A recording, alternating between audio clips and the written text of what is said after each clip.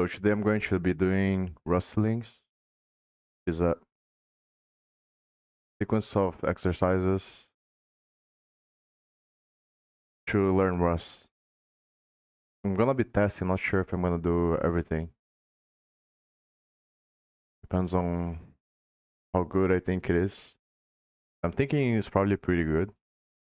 When I finish this one as well, which is a simple training website that I started from the Rust quiz. Then I use an agent to build the rest. And I'm gonna think about whether or not I'm gonna put more exercises here as I learn, but I'm not really sure because this style of learning is not very good. But the good thing about this is that I can, like, it's very easy to start. I can just do like 15 a day or something like that. It's easy to be consistent. Because I realized that this rustlings is a thing, what I think I'm gonna also push this to GitHub. So if anyone wants to use this or extend, that would be nice. And since I realized that this rustling exists, I think might try to do something to basically use the same framework that they did, but then change the exercises based on what I learned. To have something that I can do every day to improve fast.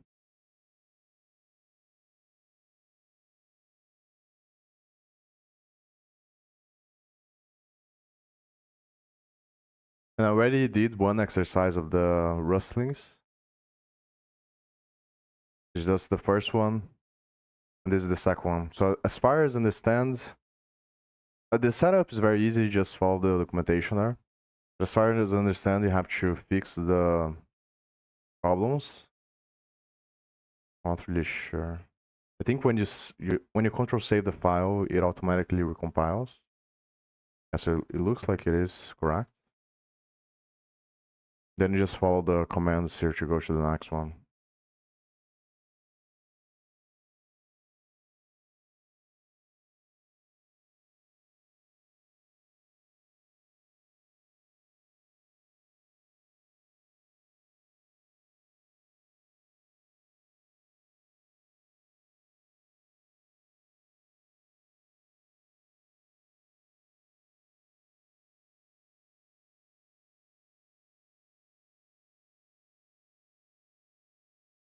Just type annotation, I think.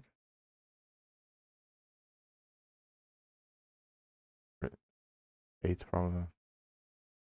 Sure if it matters.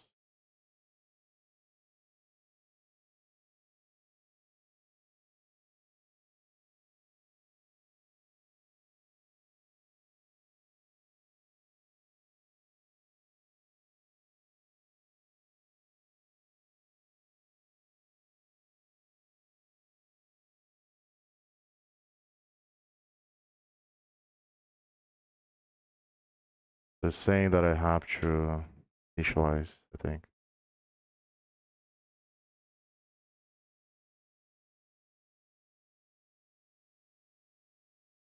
Next one.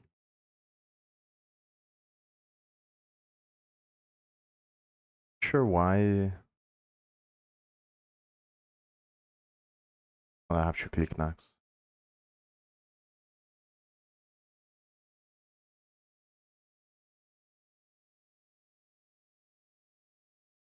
The line below should fix the compiler. Is it the same thing?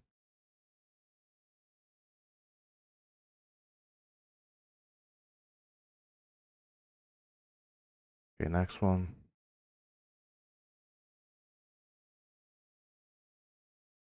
I don't like this stuff about Rust. I think it's from the Rust analyzer that it shows kind of like the type annotation. But other times it just adds noise. I don't really like that. I think eventually I'm gonna see how to change this.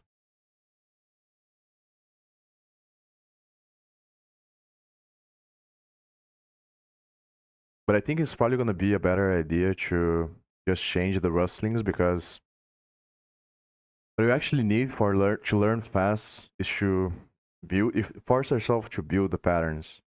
This is the main problem that I have because I watch a lot of videos and I study, like when you're coding with an agent, for example, or using LLMs, usually you're not training yourself to actually build the patterns yourself. So that's the thing that I'm trying to fix here. I'm trying to create like a sequence of drills or exercises that I actually have to code myself so that I can build stuff without looking at or using LLMs or looking at libraries and stuff like that.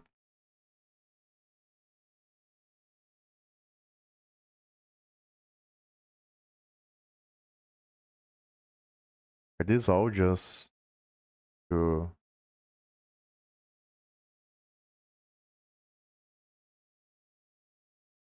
add assignments? Maybe this one is the. I think you don't need to put the mute there. But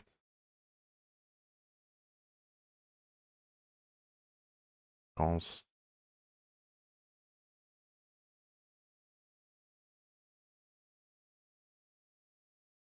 So 32, I think.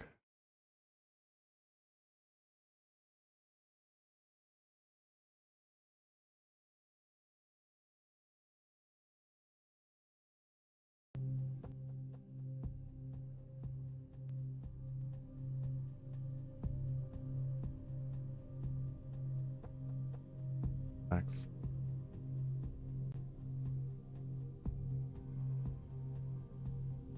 So I think I have to add function.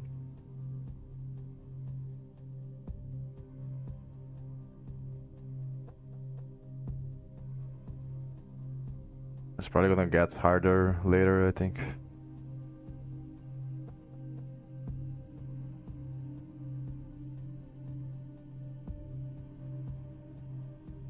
It's just.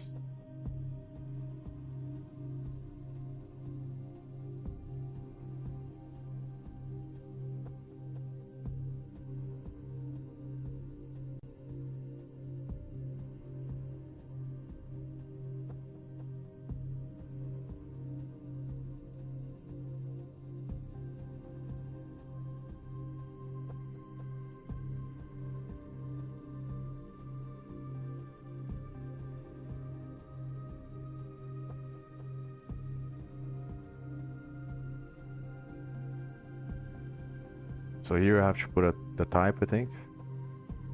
The price is gonna be I64, I think. Price is I64. It makes sense.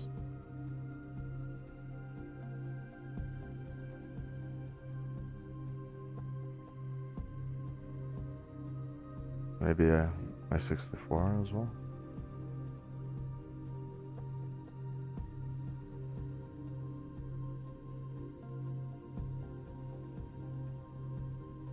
So either I think you have to remove this, but then you can't do all of this, right?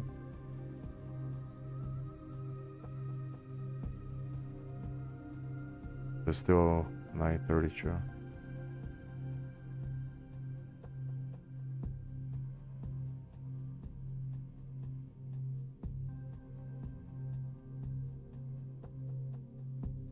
The thing that I'm wondering here, I guess it makes sense from the compiler. Yeah, but maybe like I don't understand very well why you can put I64 there. Because it would make sense, obviously, if you're multiplying 2 by 32. But I guess the compiler doesn't translate automatically, probably. Like they don't have the functionality to make the integer bigger, I think.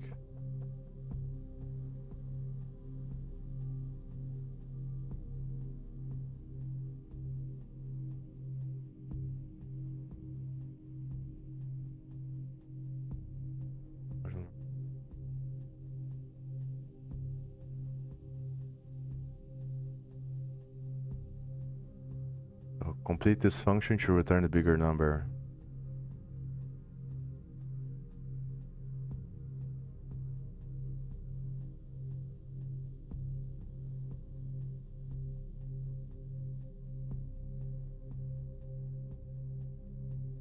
The obvious ways to compare and then return. I'm wondering. I don't think that Rust has ternary operators.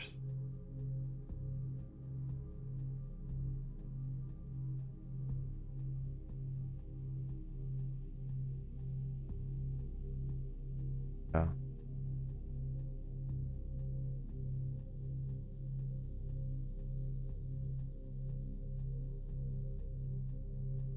I'm gonna ask this to probably ChatGPT.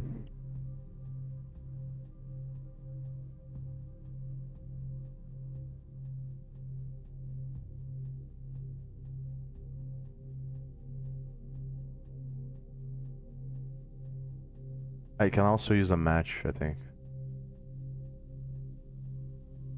But hmm. I wonder if I can do the match with the condition, and then yeah, I think I can probably. I'm gonna try that.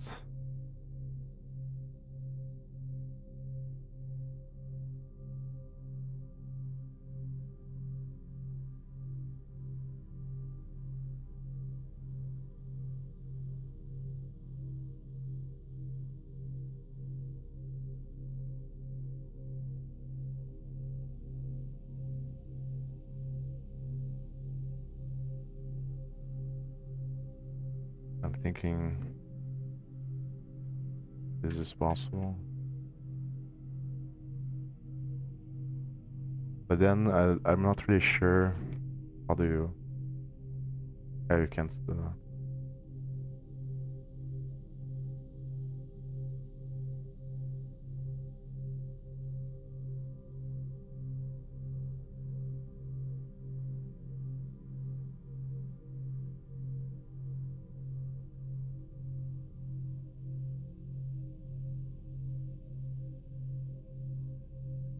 It looks like you can also do it like this.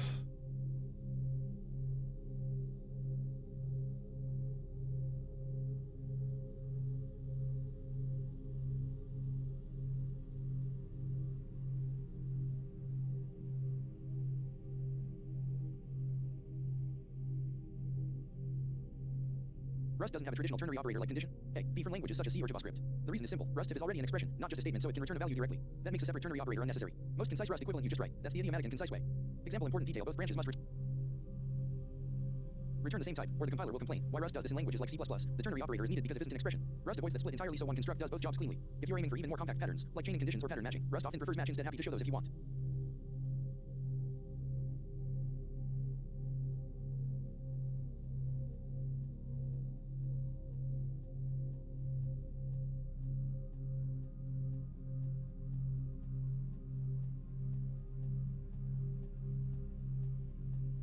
I think that they're meant to use the assert probably. So I'm just gonna copy. I'm not really sure though. That's whatever.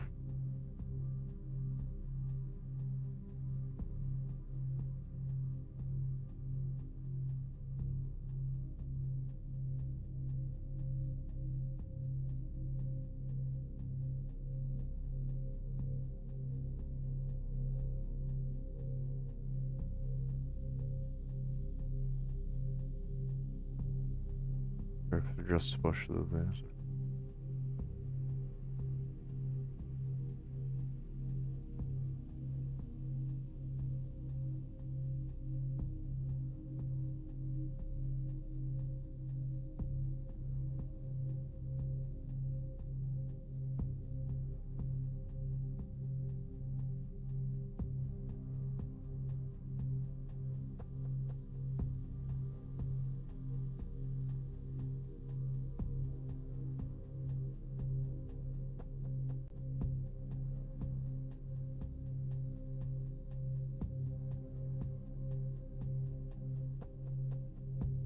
But they are trying to pass multiple conditions.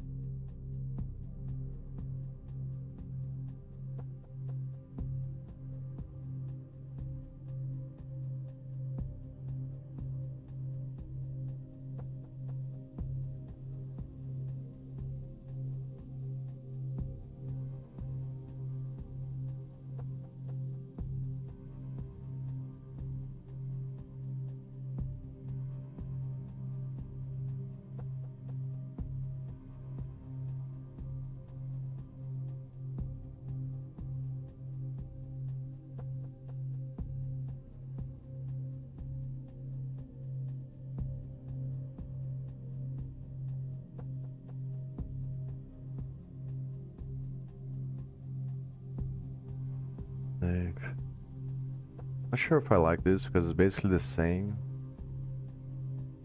So here's returning a number.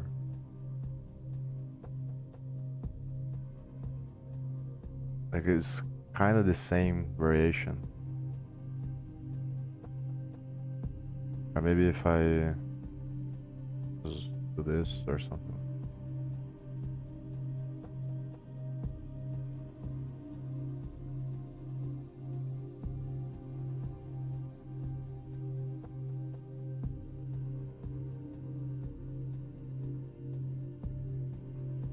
And now I'm not really sure if you can use a variable. It looks like you can. Okay, so this is assigning the variable. Okay, so it's different.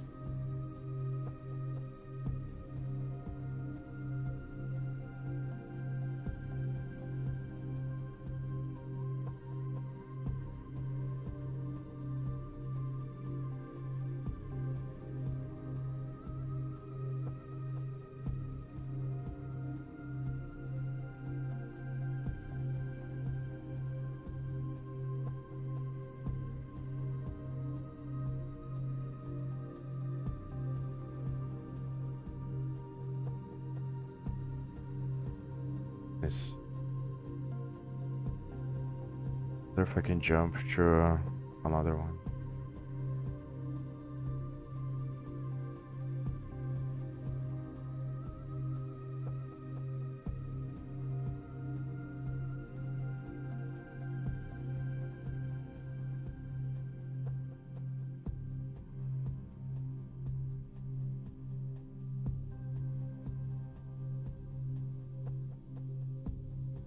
Mary is buying apples. The price of an apple is calculated as follows. Apple costs 2 Rust bucks. However, buys more than 40 apples. Apple, the entire order is reduced to only 1.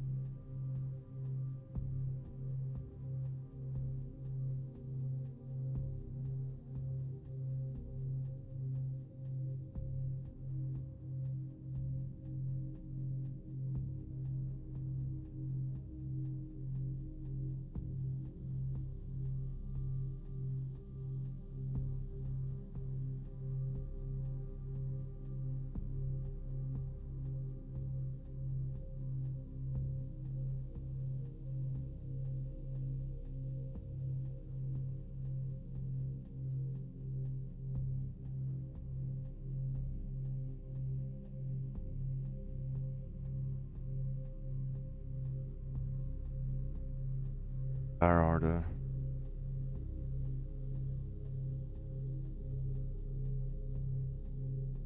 Wonder if I think I have to.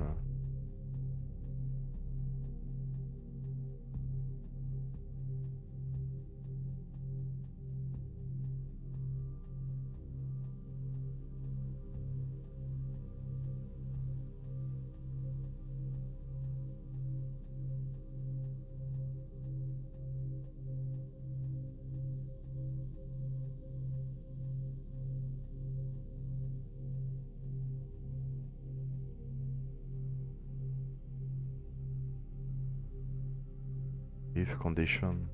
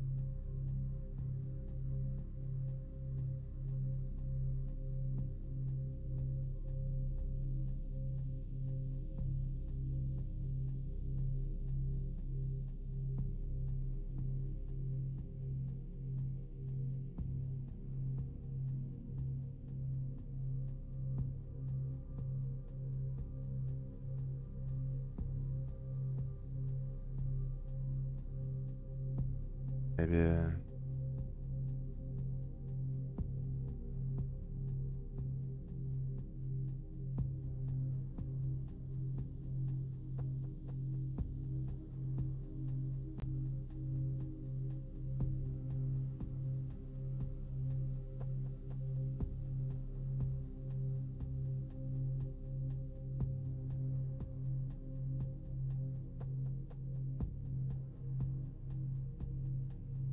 So I think it has to be.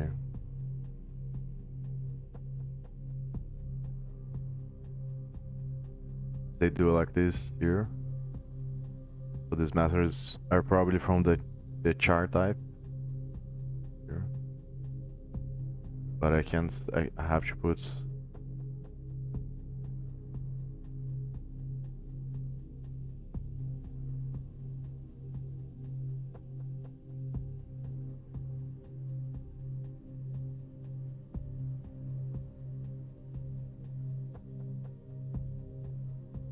Yeah, I'm thinking that maybe I should see if I can skip the puzzles and go to the other ones that might be more interesting.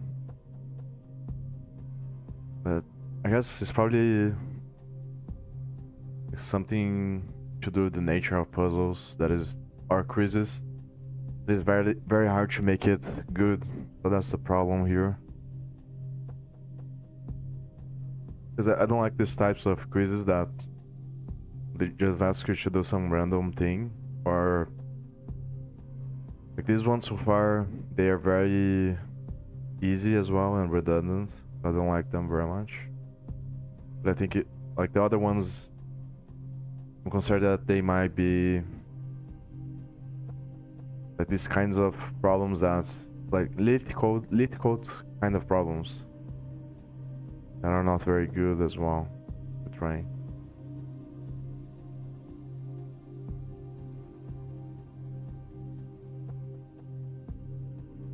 I don't remember. I think that you can do this.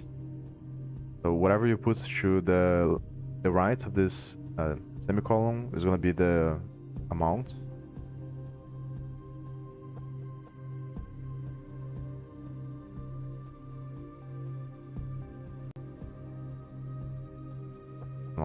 Don't remember. So I third.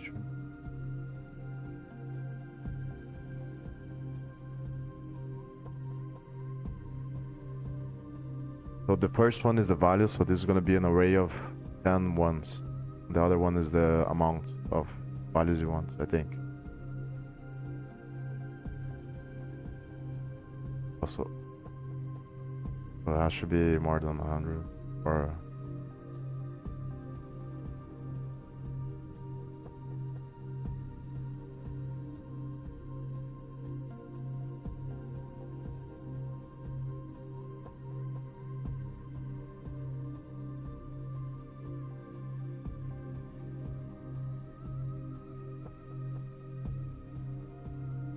The slice, I think, is basically the same as other languages, but with 2 dots only. And I think it's inclusive, probably. Don't remember.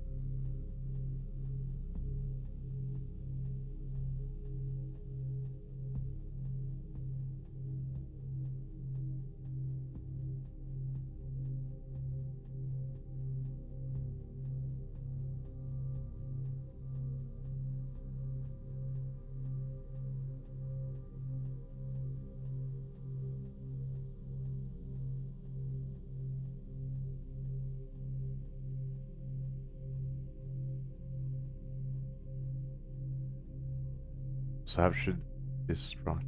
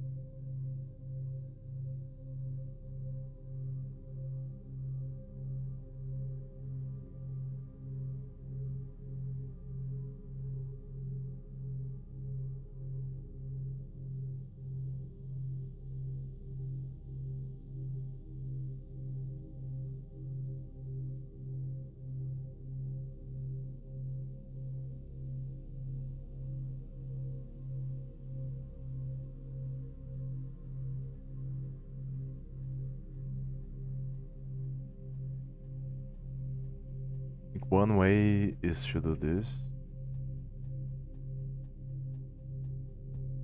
Maybe I should ask ChatGPT.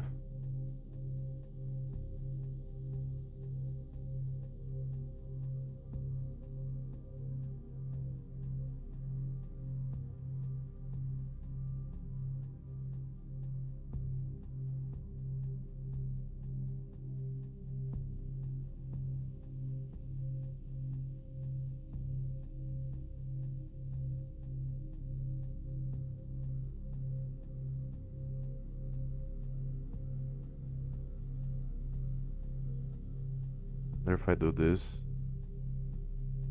Works.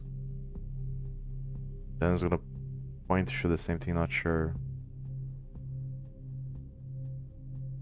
Because this is a different type.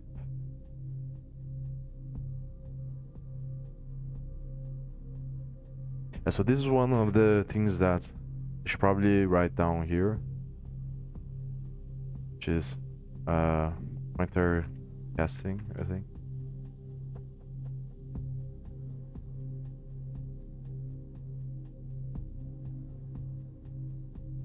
And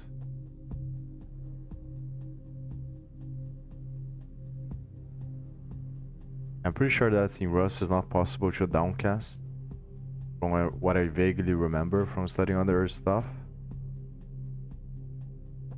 So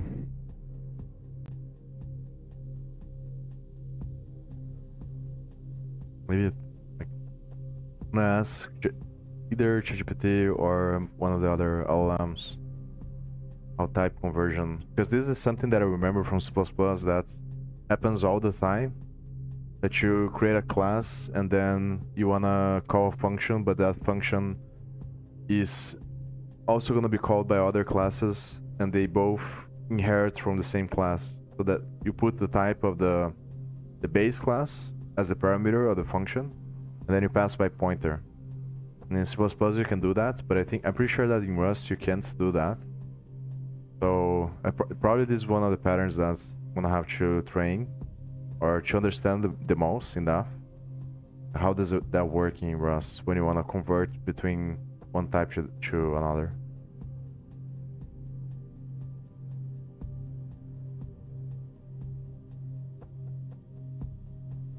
This. I think the vector macro is like this. I'm not really sure. So it looks like it is like this, but then how do I copy the elements from? Not sure if you can do a clone.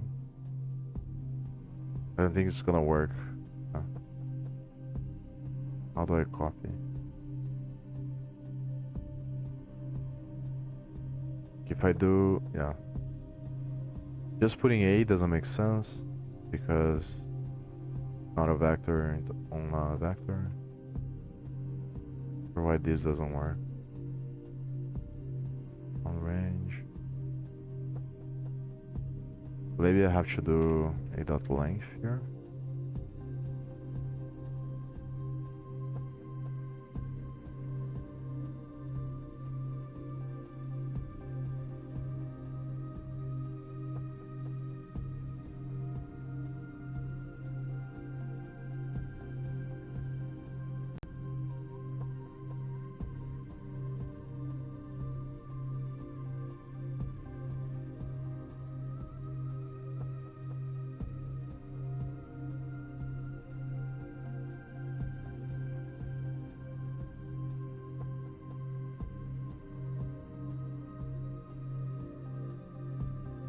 I wonder complaining just because of the time. Because I have to return this.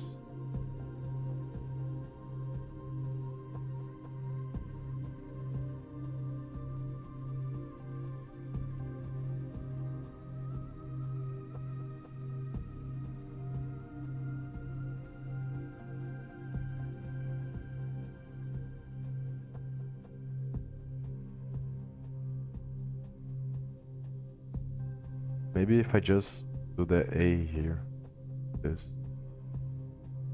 if that makes sense or not.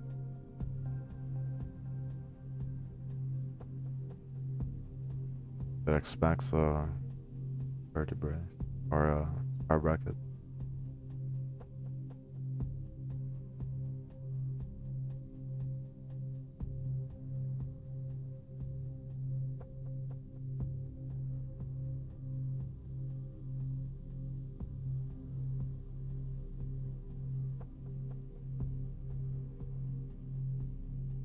I think maybe one way it should do like this.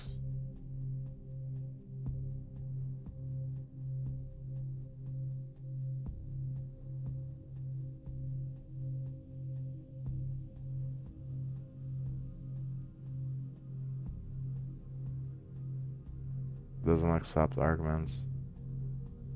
Maybe they have from elements.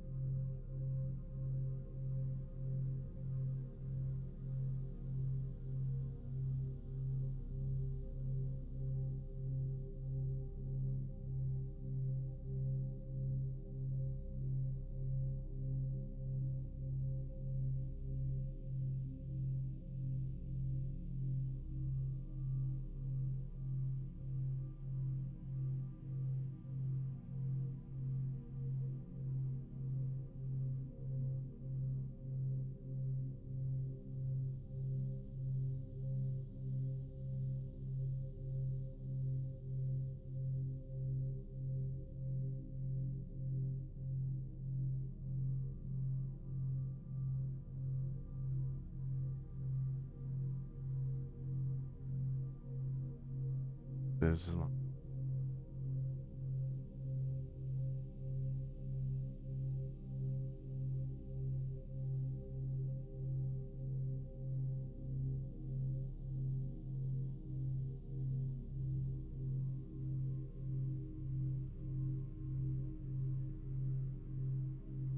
I think for this one I'm gonna ask ChatGPT.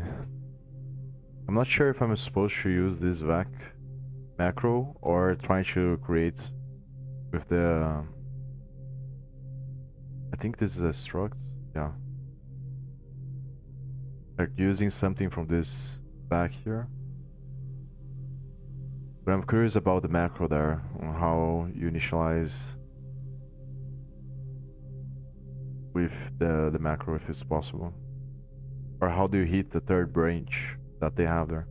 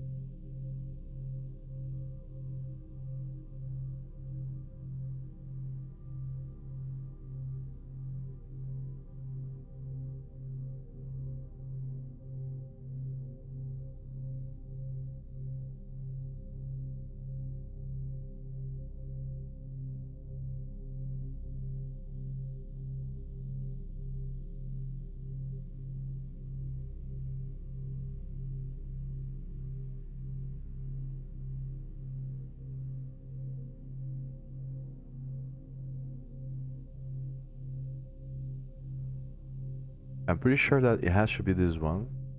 But I'm thinking about how to hit this branch here, but I'm not really sure how to decode this regex here.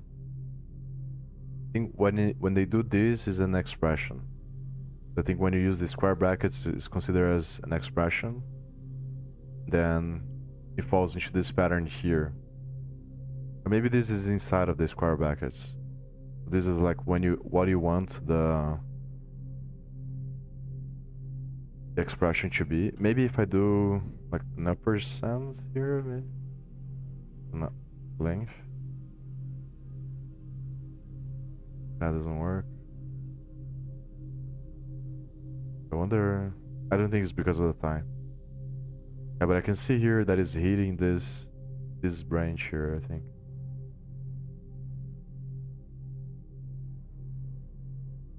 So it expects an integer. Let's go here.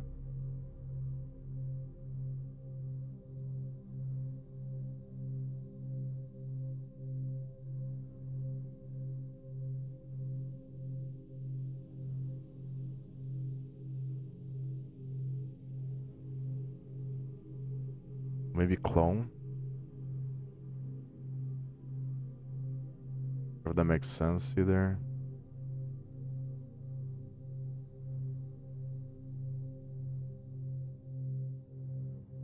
No, because I can't put like I have to put an integer and then it's gonna repeat the integer. It doesn't make sense to put.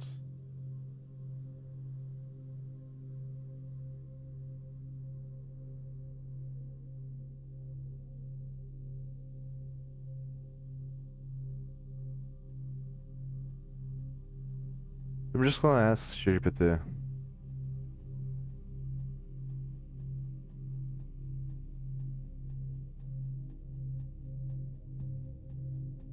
Ask why I can't do this.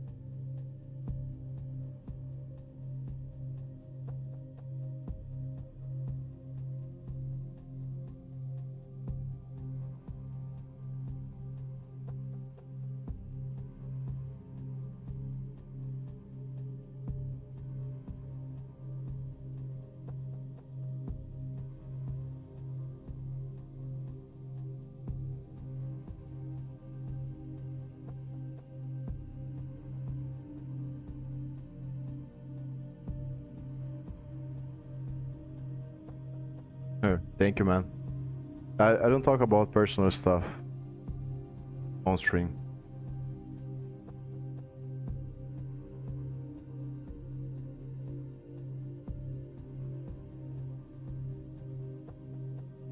And I don't think I've got stronger, probably got better.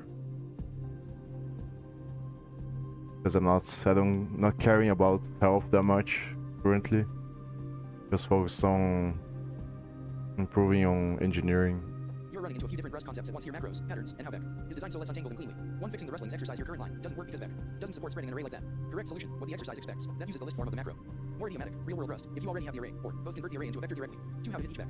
Macro branch. The macro has 3 patterns. Green circle branch 1, empty vector matches. Yellow circle branch 2, repeat element matches. Meaning, 1 expression, 1, semicolon, another expression, 3. Blue circle branch 3, list of elements matches. This is the one you're asking about. Backhand index pointing down, brain 3. Breaking down, $x spare. 1. Fixing the Rustlings exercise. Your current line doesn't work because Vec doesn't support spreading an array like that. Correct solution: what the exercise expects. That uses the list form of the macro. More idiomatic, real-world Rust. If you already have the array, or both, convert the array into a vector directly. 2. How to hit each Vec. Macro branch. The macro has 3 patterns. So it uses vec from. I think I tried this one. And doesn't work. Yo, thank you.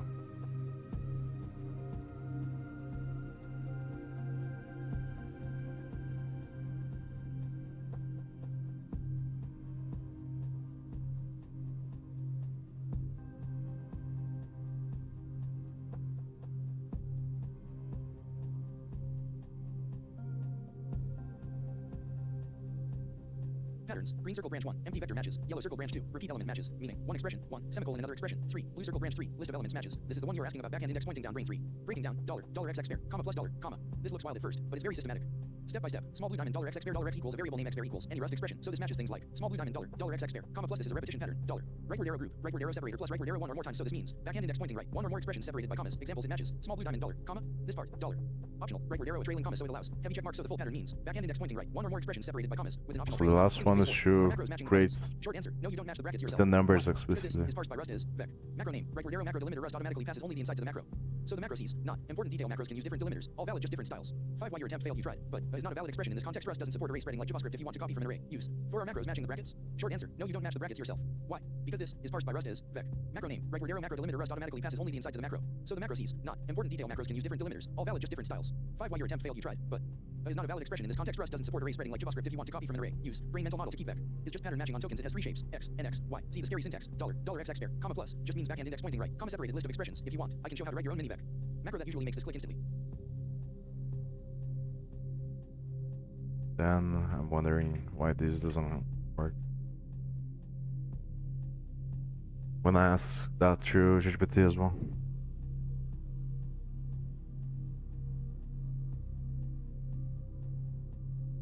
Yeah, so this creates a range, so I think that's why it doesn't work. Because the macro expects integers, I think.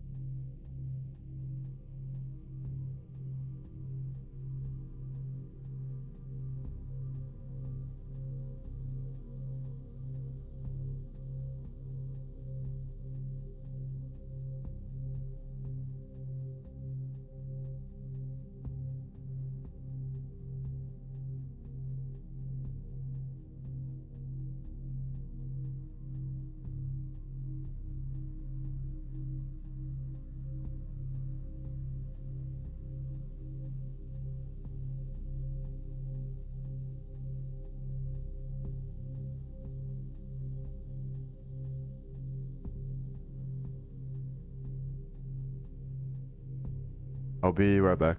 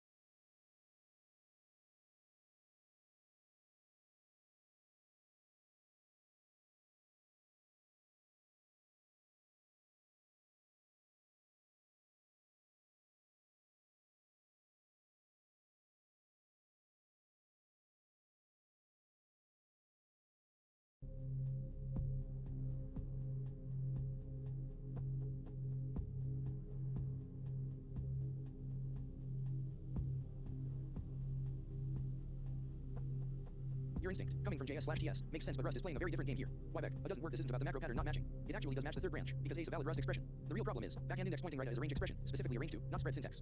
So this is effectively, now the vector would be, which obviously doesn't match back I32 rightward arrow collision type error. Key idea, Rust has no spread operator in JavaScript/TypeScript, means expand elements. In Rust, equals ranges, not spreading. No built-in spread operator for collection, so your mental model needs to shift from expand this container to iterate and collect. White heavy checkmark the Rust way to spread heavy checkmark 1. Most direct and idiomatic. Heavy checkmark 2. Iterator plus collect. Very general. This is the closest conceptual equivalent to JS spread. Iterate elements build a new collection heavy checkmark 3. Using vec. But manually, works, but not scalable. Can we make vec at work? Not really in the way you want. You could write your own macro like, but then you call, not vec, hey. The deeper takeaway Rust separates these ideas cleanly. Range is rightward arrow. A b iteration rightward arrow dot iter, done into underscore iter. Collection building rightward arrow dot collect, to underscore vec. There's no magic spread that blends them together. What's actually common in Rust? If you're converting array rightward arrow vec anything iterable rightward arrow vec, the second pattern is everywhere in real Rust. Quick comparison concept JavaScript Rust spread array. I up to underscore vec. Spread iterable. Iterate character duck collect, vec underscore, range, spread, range only. If you keep trying to map JS spread rightward arrow rust, you'll keep hitting weird walls like this. The right mapping is JS spread rightward arrow rust iterators plus collect if you want. I can show how collect actually works under the hood. That's where rust gets really elegant.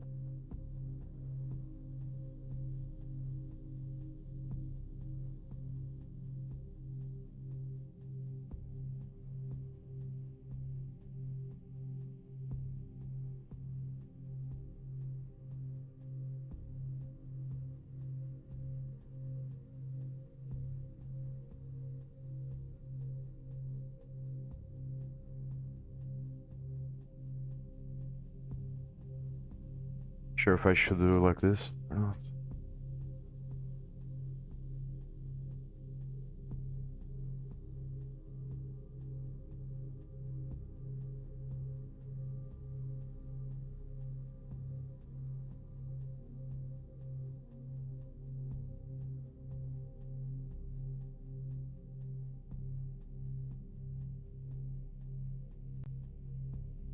I think I should probably stop. Maybe a good idea is just to look into the. It's just gonna be a lot faster if I just go over all of them with ChatGPT, because I don't think that they are very interesting. Like the problem with this thing here. Well, I think that the reason why they did this is for beginners, and I'm not like that much of a beginner. I would consider myself a beginner still, but more like I'm already familiar with the patterns. It's just the stuff that is more complicated, like references and pointers, and like stuff that can be tricky. That is the issue that I'm not very familiar with yet, or stuff like with The Rust quiz ones are actually very, very good. But those ones I felt like I was learning a bunch of stuff. But here it just feels like it's more gonna be like small things that I don't really care about it that much, I think. So probably the better strategy is just to go over all of them with ChatGPT and not focus on solving them here to compile and just copy and paste and read ChatGPT response, and then I fork the Rustlings and I create my own. I think that's probably the best thing to do. So I'm just gonna remove all the puzzles and then I think about the main thing is invariants and constraints. Those are the things. I already have sort of a list there of there's lists that I thought about, and then there are lists that I got from LLMs. I'm not really sure which one I should focus on first, but I'm thinking about creating exercises based on those things. For example, like how does the compiler think about how does the compiler solve the match, for example? This is one of the things that I was thinking about. Like what exactly can I put inside of the match, and then how the compiler is gonna figure out what is the correct match. So this is something that I think is interesting to look into. The other stuff is these kinds of things with vectors and arrays. But when you're doing multiple operations, what happens with the references and the ownership?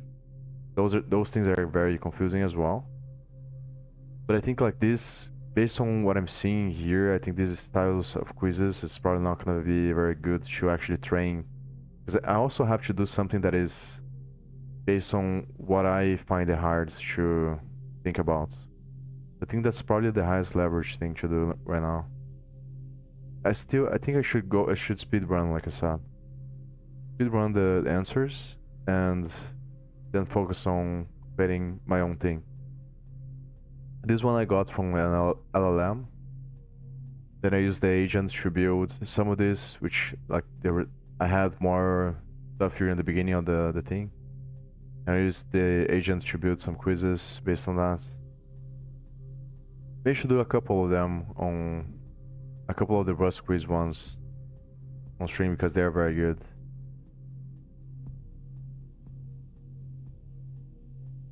And these ones I'm not really sure. But the core invariants ones are the ones that I translated from these ones. And then this one I also asked a weaker LLM to do, or an agent with Klein.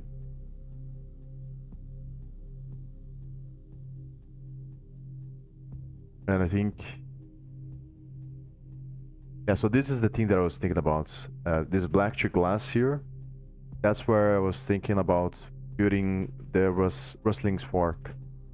It's from black blocks to transform the black box into a glass box. That's the idea. And these are the ones that I wrote down off the top of my mind that I was kind of curious about. Then I pasted this on ChatGPT, I think, and it told me some other stuff that I don't remember really well.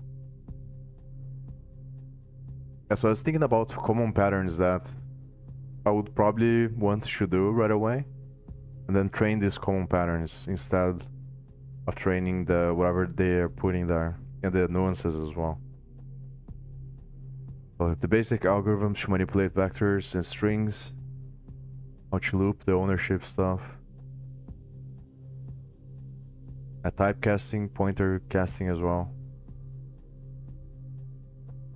a match resolution, macro and compiler, async, atomics, mutex. Another interesting, I also made a list there of stuff to go over, the sequence to go over with, instead of the Rust. I also use an LLM to do.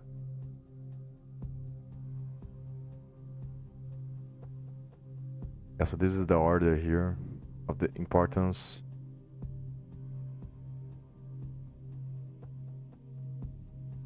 Re-implement core patterns manually, that might be interesting as well. I'm gonna try to speedrun without looking at without doing the exercise. I'm just gonna look into the problem, then copy and paste, ask ChatGPT's response, then move to the next one, Probably gonna open another thread for this actually.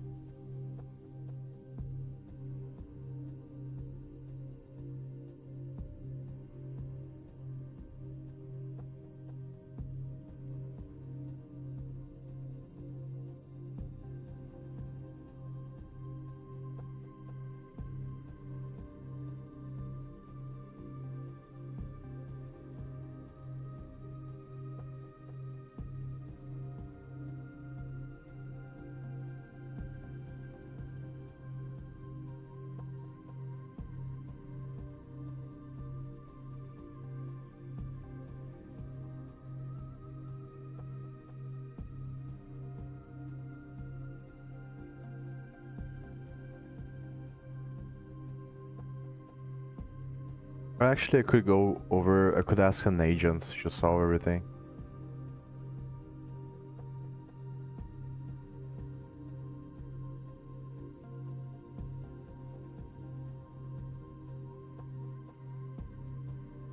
Let's start with this one.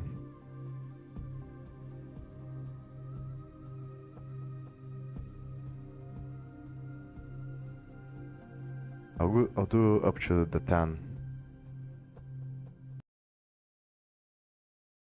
Up to the 10th exercise. Or to the 10th topic. Then I'll do, I think, 5 or 10 Rust quizzes on my own thing there. And then I'll think about what to do. Probably fork Rustlings.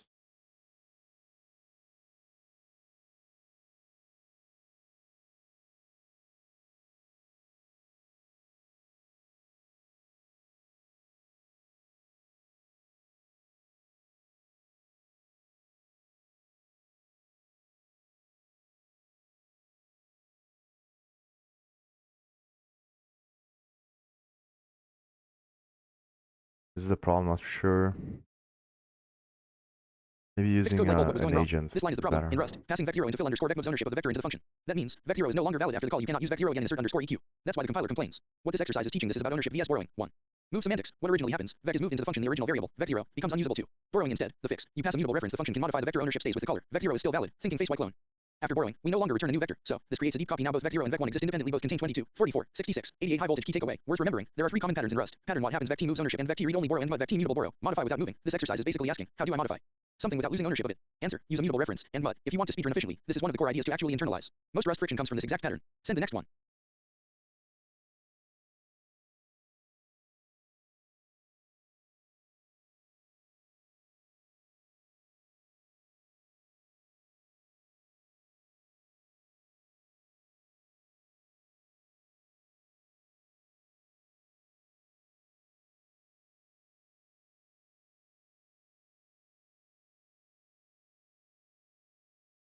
Fixed code collision. What was the error? You were trying to do, but vec wasn't declared as mutable. In Rust, function parameters are mutable by default. You cannot modify them unless you explicitly say mut. Brain. What this exercise is teaching this one is about mutability, not ownership. Even though vec is owned by the function, it was moved in. Rust still enforces. You can't mutate something unless you explicitly mark it as mutable. So this fails, and this works. Key idea ownership is not equal to mutability. You can own something but not be allowed to change it. Borrow something mutably without owning it. Rust separates these concepts on purpose.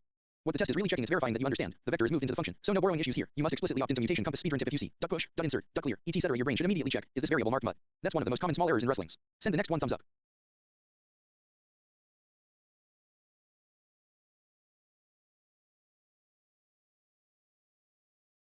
Contemplating whether or not I should do the re-implementation on the same repo of the Rust for gym. I think the black to glass, I should probably do a new thing as well. I should probably move out of the Rust for gym and then leave the Rust for gym just to the stuff that the quizzes that I'm building there. Fixed code. Only reordering. Collision. What was the error? This is illegal in Rust. You're trying to create 2 mutable references to the same value at the same time. Rust forbids that because it can lead to data races or inconsistent state. What this exercise is teaching this is about the borrowing rules. Specifically, you can have either one mutable reference and but or any number of immutable references and but not multiple mutable references at the same time. Magnifying glass tilted left. Why reordering works. This version is fine because of non-lexical lifetimes. NLL. Y is considered done after its last use. Y.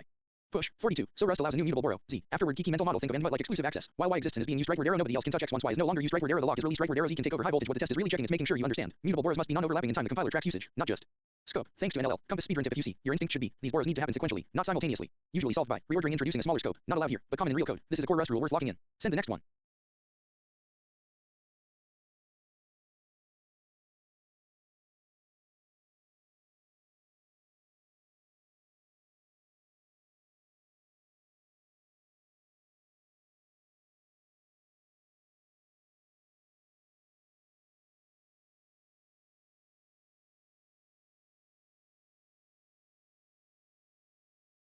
Fixed code collision. What was wrong? Two mismatches between intent, comments, and function signatures. One get underscore char shouldn't take ownership original. This takes ownership of the string, which means data gets moved, caller loses access, but the function only reads from the string. Fix. Now it borrows instead of taking ownership. 2.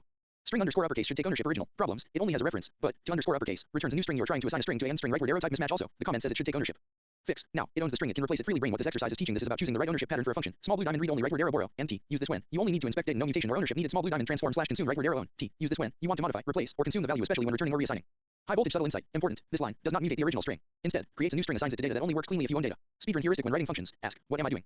Use just reading and T modifying in place and but replacing slash consuming T. Fire one extra note. Worth knowing. Idiomatic Rust would usually prefer instead of end string because end str is more flexible. But Rustlings is intentionally focusing on ownership basics here. Send the next one thumbs up.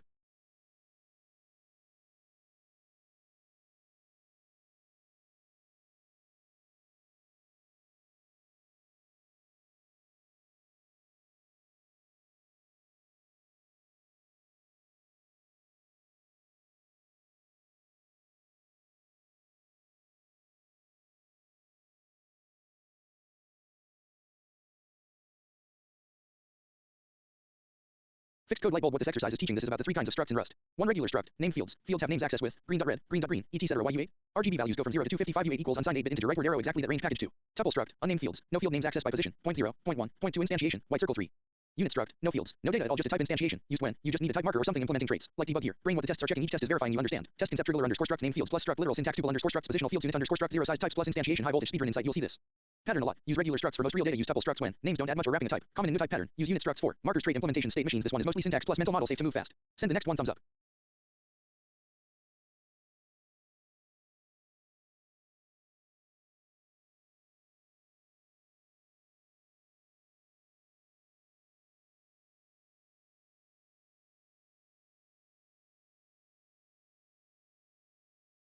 Like this is the challenge because I'm thinking like, what if I want to implement the or make it the implementation of the default things like iterators and other stuff like that that I think it was ChatGPT that recommended should do that.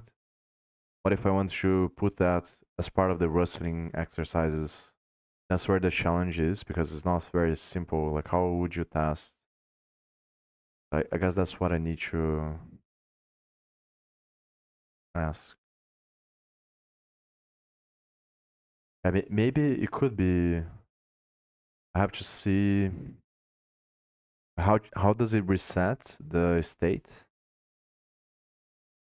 Then, 'cause I think it just checks to see if it's compiling.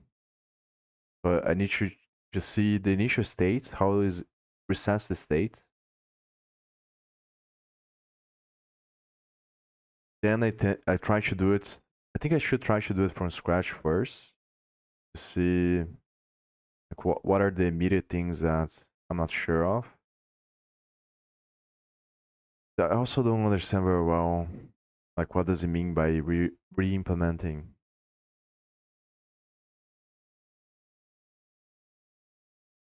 Like it feels like it would be too hard to do from scratch because I wouldn't know where to start probably. Re-implement the iterators. But I think I can try. I can build like a combination of easier ones and then these ones should rebuild the default things. And once I know like what the final state should be, then I create the puzzle backwards to remove some parts of the final state. And that's gonna be the initial state of the puzzle, and then the training is gonna be reconstructing the parts. Fixed code collision. What's going on here? This exercise is about struct update syntax. Instead of writing every field manually, you can reuse another struct. This means copy all remaining fields from order underscore template unless I override them above. What this is teaching: small blue diamond struct update syntax fields you specify rightward arrow over it and everything else rightward arrow copied or moved from the original warning. Important detail. Very Rust. Why this line moves fields from order underscore template into your underscore order when needed. Specifically, name, string rightward arrow moved, because string is not copy, U32, bool rightward arrow copied, they implement copy, that's why, you must set name explicitly, otherwise it would be moved and unavailable. After this, order underscore template is partially moved and can't be reused, fully magnifying glass tilted left. Why this passes the test you override, everything else comes from, so all assertions match.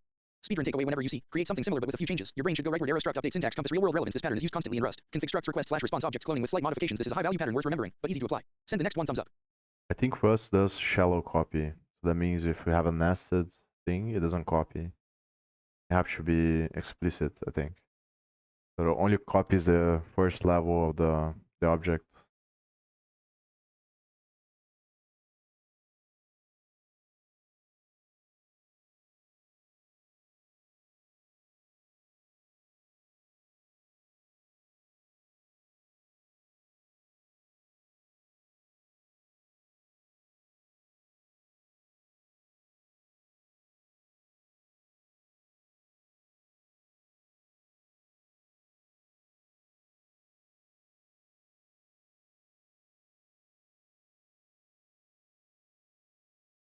Fixed code light bulb. What this exercise is teaching: this one is about methods on structs, impl, plus return types. One is underscore international. Look at the tests. So it must return a bool logic. International equals different countries. Brain 2. Get underscore fees from the test. Given weight equals 1,500 grams. Price equals 3 cents slash gram. So return type must be U32. Same as inputs.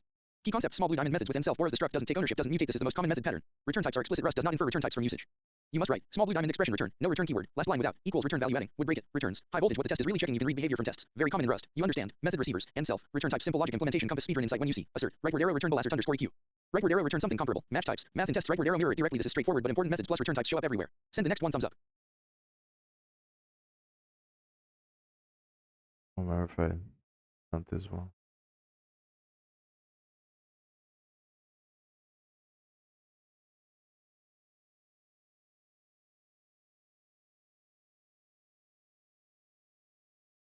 Should probably just skip those.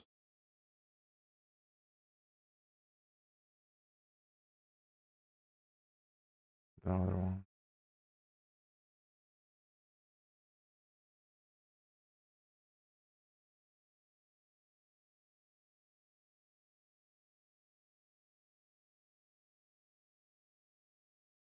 Whatever.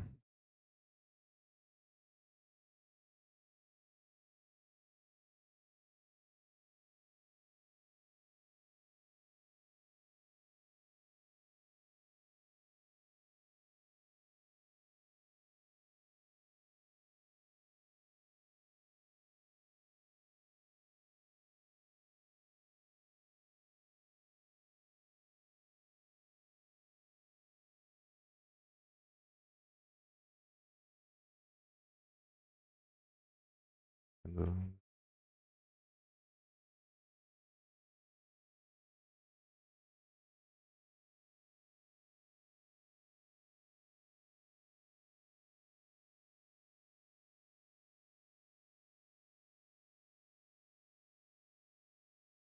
it's not interesting.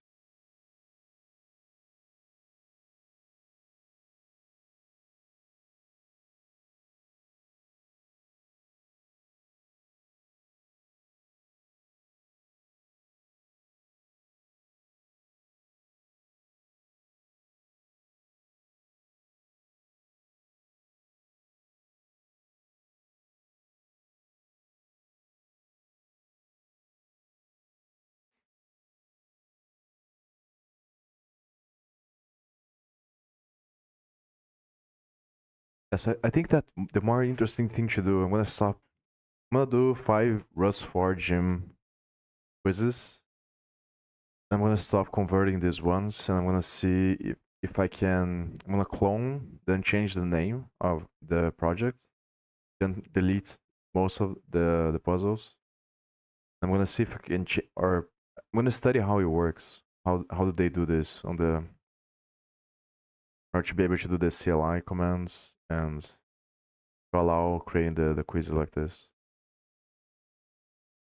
I'm gonna see if I can do one of my own, custom one. That's probably the best to do.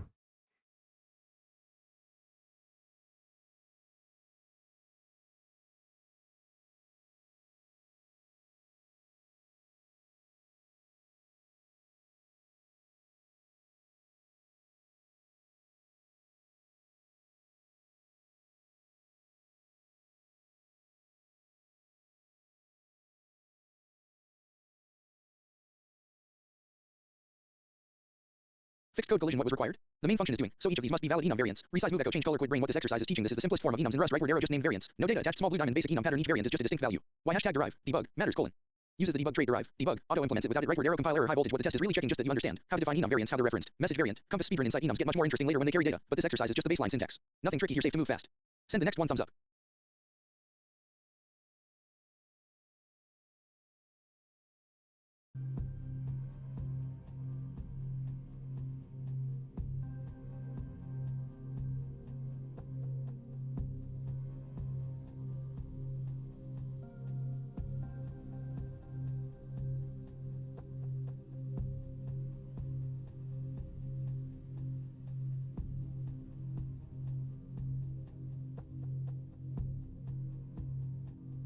Global.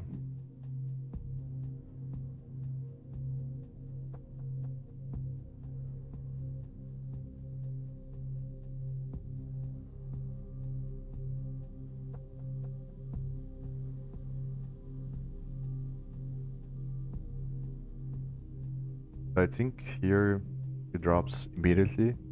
Gonna be one true. So yeah, this is one thing. I think I was at first I said that Rust doesn't have garbage collection. Then I thought I was wrong, but I think I am right actually. So Rust, I think that Rust doesn't have garbage collection, but it does have drop. Means it automatically deletes the object after it's not no longer used.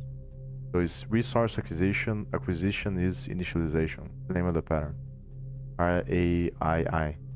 So in C++ would be you create a class and then on the destructor of the class you delete everything. So when the object goes out of scope, this destructor is automatically called, then deletes everything. So I think that they follow this pattern by default, and you can change this by implementing this drop here and determine. So this would be like the destructor for structs on Rust. And whenever you have this variable here which doesn't do anything, is yeah, it doesn't do anything. I think it drops immediately. So, but I'm not really sure.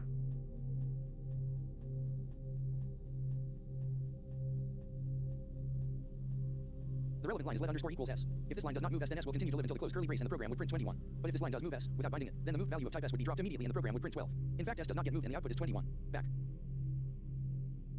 So maybe one thing that I could do here is to create a button to go back to the quiz and try it again. I'm gonna write that down.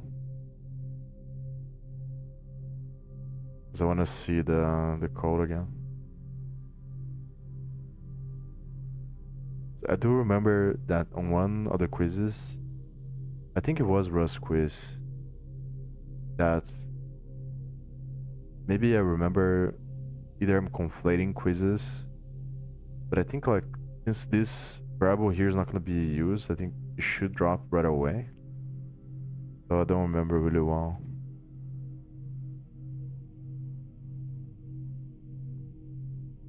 I'm gonna ask GPT.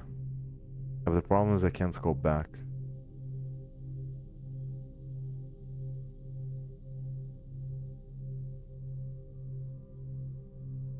As for whatever, I'm just gonna jump through the line.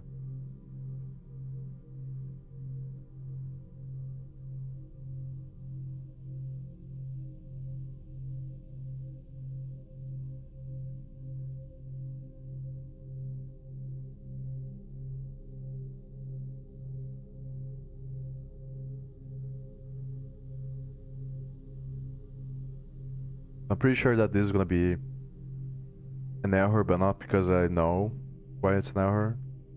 Just because I remember doing the quiz. I think it is gonna be an error, but I wanna understand why. That's probably why I put this one here from the Rust book. So RC is reference count, means you're just gonna count each reference to the value you create. So here's cloning the reference to this one and making mutable.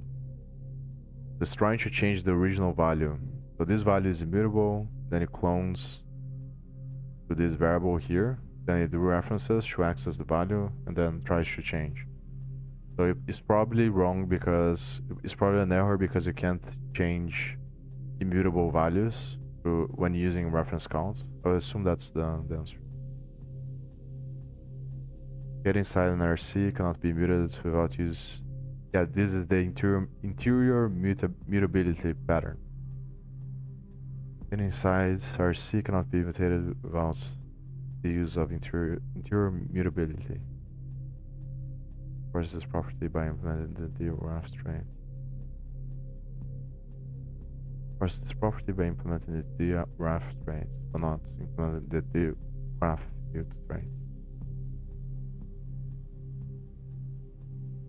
Next one. I'm not sure if by default you can do that. I think you can, probably. From what I vaguely remember. So maybe it's just an RC thing.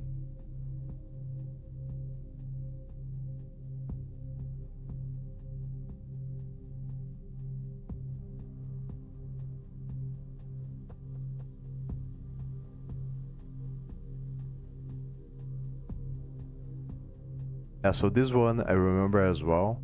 I know the answer. I think it's an error, but I think I memorize why probably, but I'm not really sure. I'm gonna ask this ChatGPT. I'm pretty sure that the reason why you can't do this is because of downcasting. You can't downcast a variable. So unlike C++, where you can have a derived class from a base class, you can downcast the derived class into the base class again. But in Rust, you can't do that. So I think that's why it's an error, and which means that this debug struct, I think, probably can't be these values here can't become the debug struct.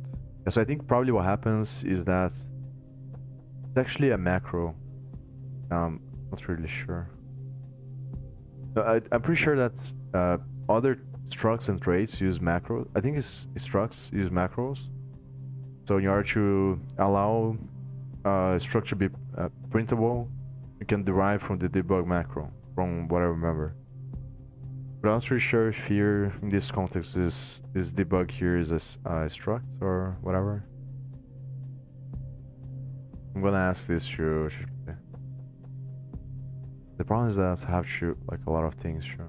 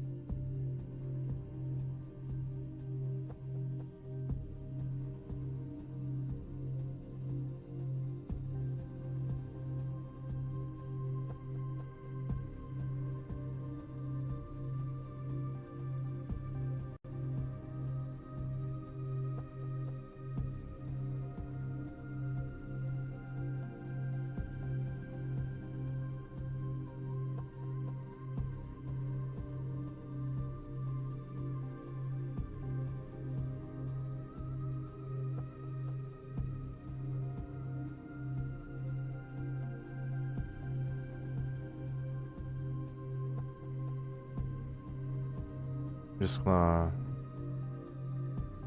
copy the answer.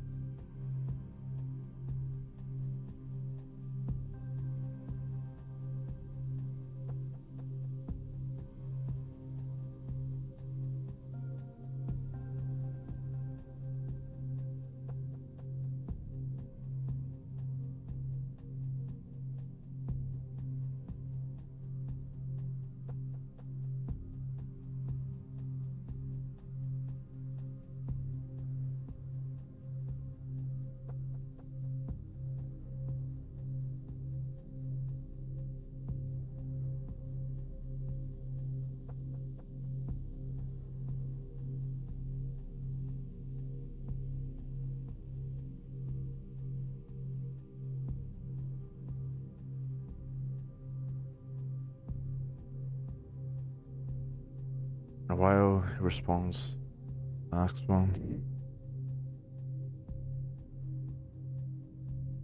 So here I do remember as well, it's just an error and it's because it's immutable. So when you convert your bytes, the string to bytes, it becomes immutable. I think that's the case. But I don't remember like why would this be a problem. I'm pretty sure that is an error and it's because it's immutable after this. Not sure that means that you can do the .iter or you can use the item here. Or it's because it's trying to push to the string or... I think it's because it's trying to push to the string. That's probably why. But this turns the string into immutable. And then it tries to push here and then it creates the error. Immutable reference to us, it is illegal to mutate via push string inside of the for loop. So again, another drop pattern. This one's from Rust quiz, yeah. And so here is the thing that I was... Maybe it was this one that's...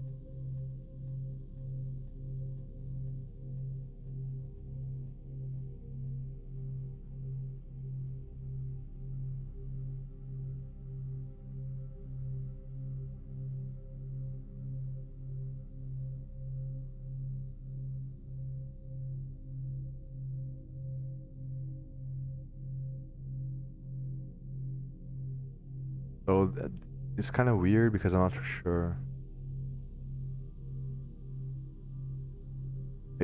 I think that this does compile, but if it does compile, then I don't think it can drop after this scope here because it's gonna be used here and it does compile. So it would make sense that this is one first, but then I'm not sure. Maybe it drops right away after here and then becomes 0 and then prints 1 again.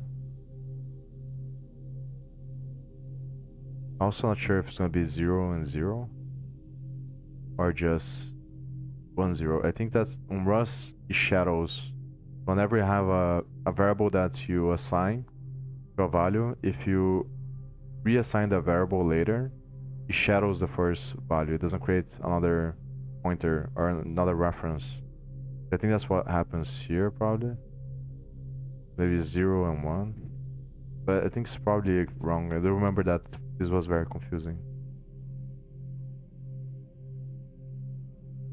I'm gonna, read here and then ask this ChatGPT again.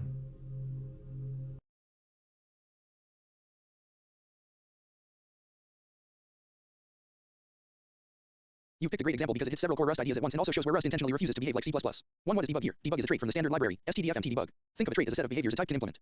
Types like i32 and string implement debug, which is why you can do. So when you write, you're saying, this vector holds references to any values, as long as they implement debug. It's not about what the type is, but what it can do. What does dyn actually mean? This is where Rust diverges sharply from C++. Dyn debug equals trait object, dynamic dispatch. When you write, you're creating a trait object, which is a fat pointer, 2 pointers internally pointer to the data, and n, and s, pointer to a veatable, virtual method table. So conceptually, the veatable tells Rust, if someone calls fmt, here's the correct implementation for this specific type. This is very similar to C++ virtual functions, but in Rust, it's explicit. Dyn, no inheritance hierarchy required traits are separate from types 3. Why your cast fails, as end i32, this line fails because dyn debug erases the concrete type information even though you know it's an i32. Rust doesn't allow guessing or forcing the type back in C++. You might do. Rust says no implicit downcasting. Why? Because trait objects are meant to be type erased, allowing arbitrary downcasts would break safety guarantees for. The one exception, any Rust allows safe downcasting using std any. This works because any stores type IDs internally enables runtime type checking 5. References vs pointers and Rust references, mt, and mut t, always valid, always non-null enforced by the borrow checker, no pointer arithmetic raw pointers, asterisk const t, asterisk mut t, like C++ pointers unsafe to dereference can be null trait object reference layout is internally, so it's fundamentally different from, which is just 6. Why it doesn't work here in Rust, as is for simple, known conversions numeric casts pointer casts, limited, it is not a safe downcasting tool so, because, compiler cannot guarantee correctness trait object erase the type 7. Rust vs C++ mental model here's a clean mapping. Concept C++ Rust interface of virtual class trait polymorphism base class pointer and trait virtual dispatch implicit via virtual explicit via dim downcasting dynamic underscore cast and only template test generics. Monomorphization. Raw pointers const t. Asterisk mut t safe references none. Raw pointers used. mt and mut t8. Fundamental Rust patterns. Vs C++ habits. 1. Prefer generics over trait objects instead of y. Generics equals static dispatch. Faster. No veatable. Trait objects equals dynamic dispatch. Flexible. 2. Use trait objects only when you need heterogeneity. Your example. This is valid because you want different types in one collection. 3. Downcasting is a smell if you find yourself needing. It usually means your abstraction might be wrong. You are fighting Rust's type system 9. What's really happening in your code memory-wise? When you try, Rust says you only promised this is something that implements debug. You did not promise it's an i32. 10 key intuition shift in C++. I know what this really is. Let me cast it. In Rust, if you need to know the concrete type, design the system so you never lose it. If you want, I can show how to redesign this example in a more Rust native way. No downcasting, same flexibility. I'm not sure if I... So previously I asked GPT for answers for quizzes and it got wrong a bunch of times. I think Grok is probably better for this. Just gonna ask Grok.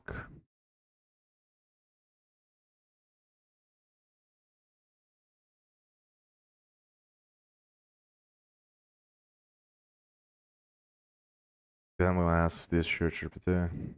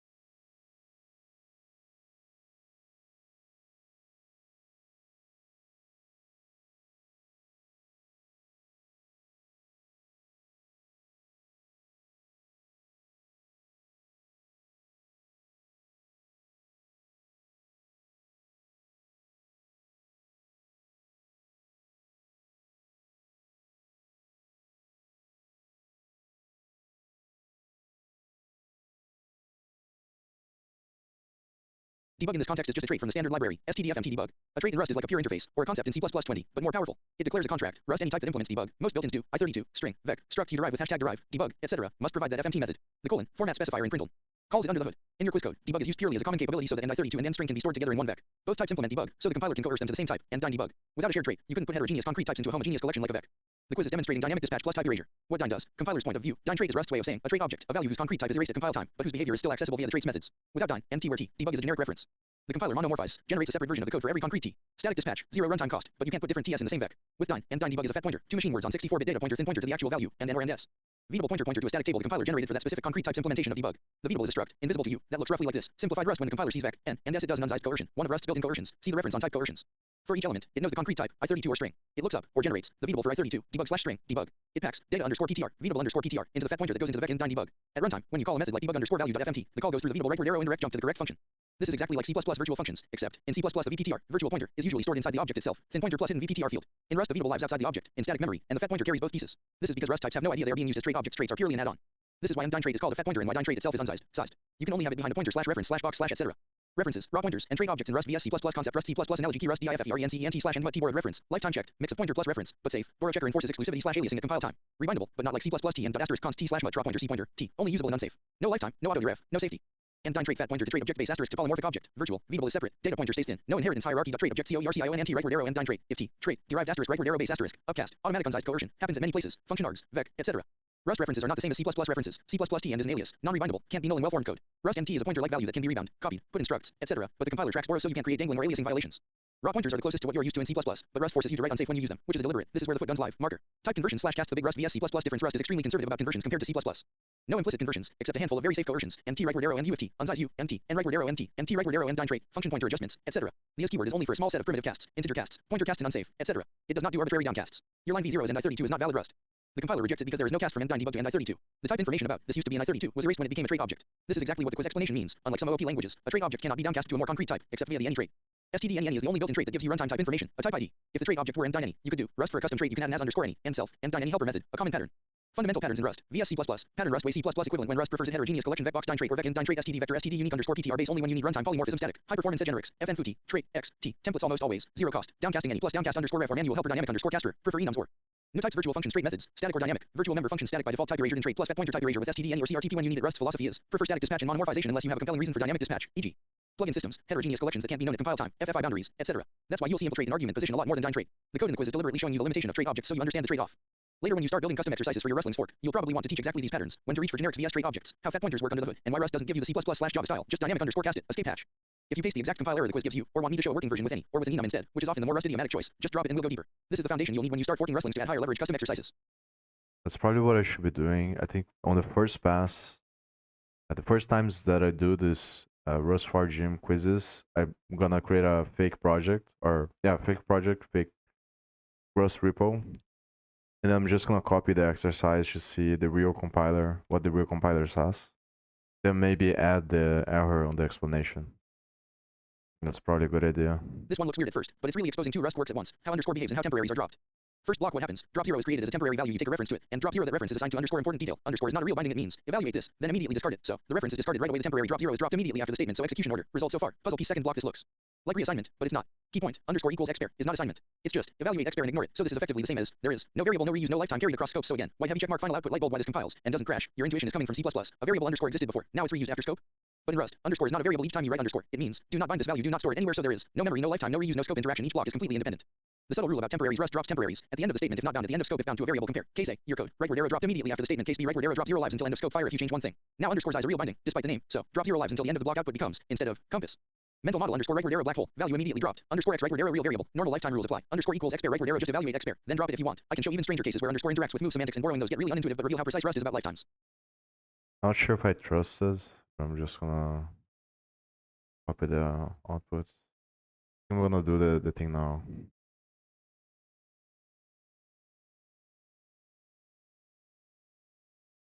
Cargo new.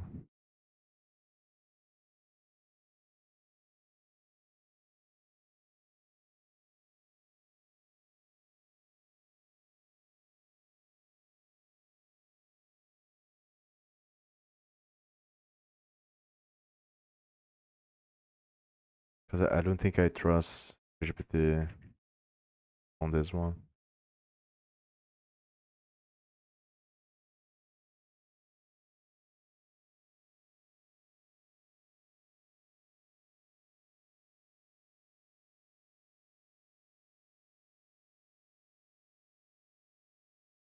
So it does compile, which is interesting.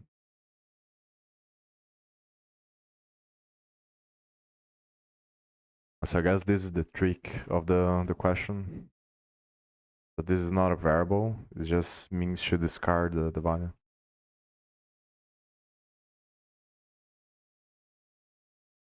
What it does.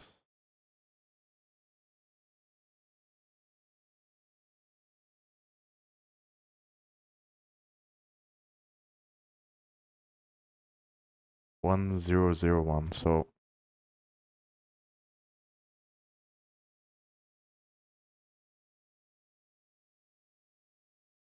that's yeah. So that's what it said. No, so it was wrong. 1001.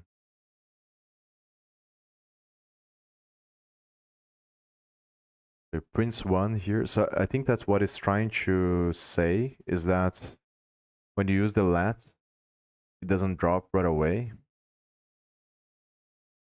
That's the only explanation. Because then here it prints 1 first, and then it prints 0 when this goes out of scope. But here you print 0 right away. I think that's the point. Ask ChatGPT or ask Grok about this.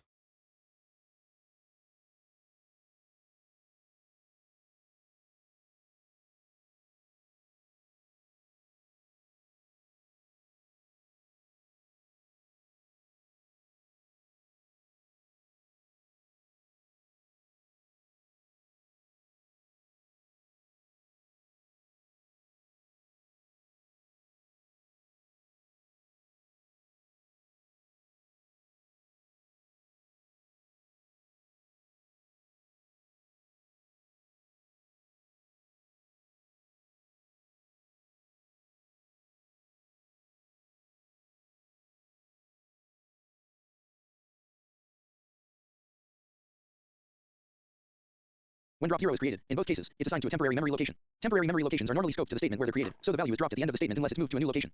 In the assignment statement, underscore equals and drop 0, the underscore expression underscore is used to ignore the binding, therefore not moving the value, and it ends up being dropped at the end of the statement. So 0 is printed first then 1. In contrast, with let statements, temporary lifetime extension can take place and extend the lifetime of the temporary until the end of the block containing the let. For drop 0, in the statement let underscore equals and drop 0, this happens because it's the operand of a borrow expression. So even if the value itself doesn't move, the lifetime of the temporary is extended until the end of the block and so 1 is printed first then 0. Back.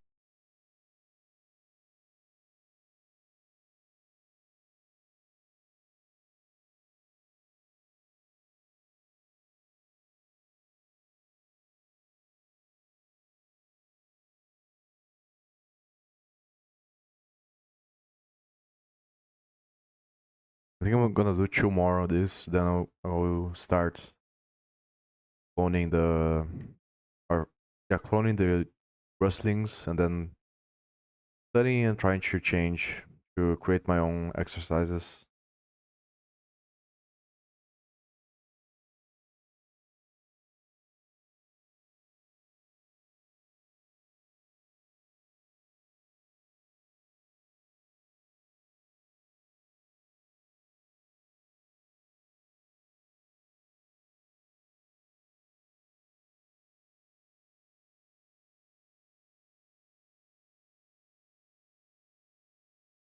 Yeah, so this one I remember.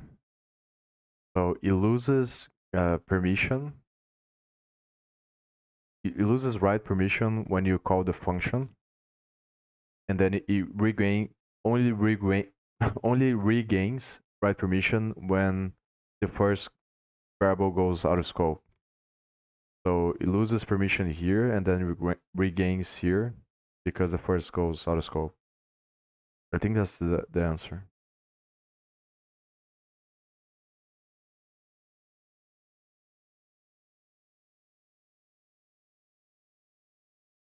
Yeah, I think that B is the answer here. Yeah. At first is called, Rust recognizes that the return string first could point to data within string. The string loses write permission. Once the first variable is no longer used. Next.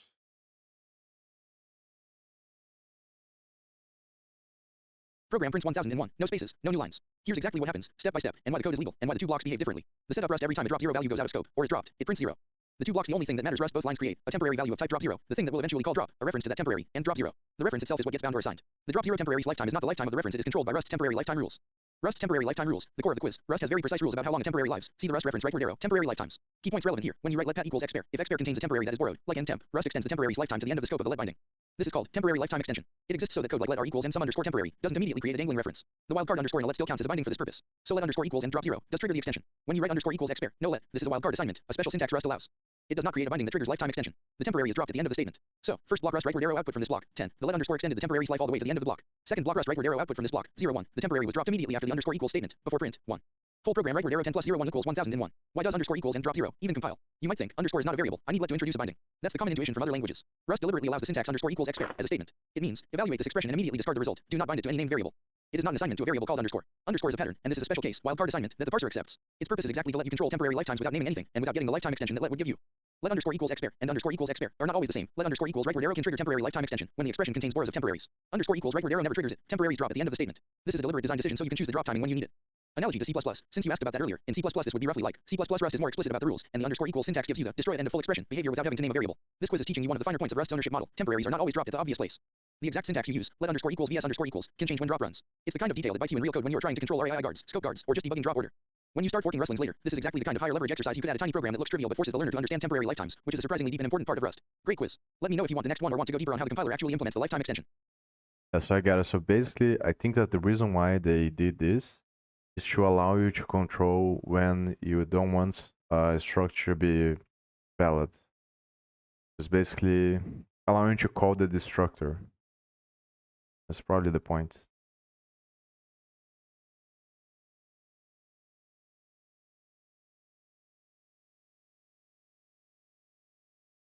So these ones are kind of hard as well to understand.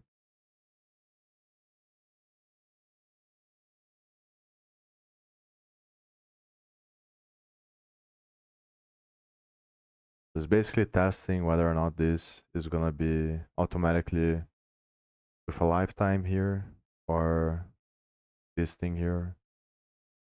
I'm just gonna guess because I don't remember. I think it's gonna be 1.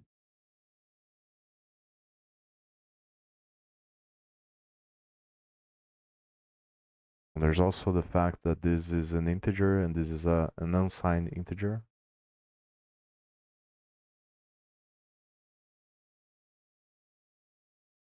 And this also doesn't have the percent there.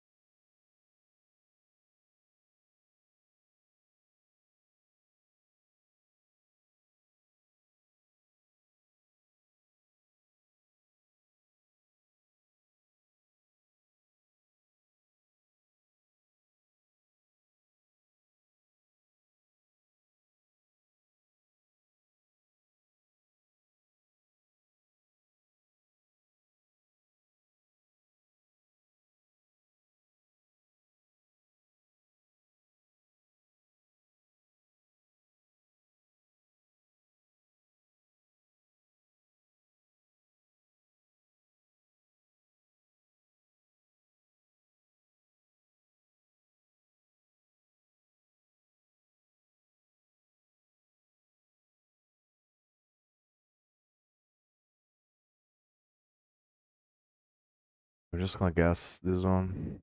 Yeah.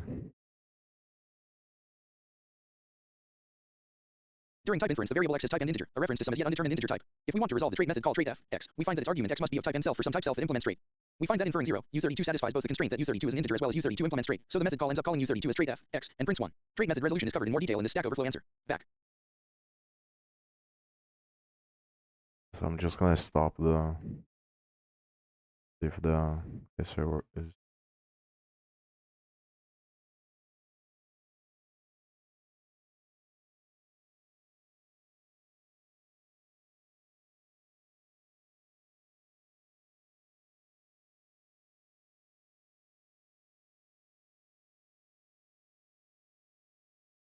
Skip to main content about for teams loading. Current community Stack Overflow. What are Rust's exact auto-referencing rules? Ask question asked 11 years. 2 months ago modified 3 years. 3 months ago. I'm learning/experimenting with Rust, and in all the elegance that I find in this language, there is one peculiarity that baffles me and seems totally out of place. Rust automatically dereferences pointers when making method calls.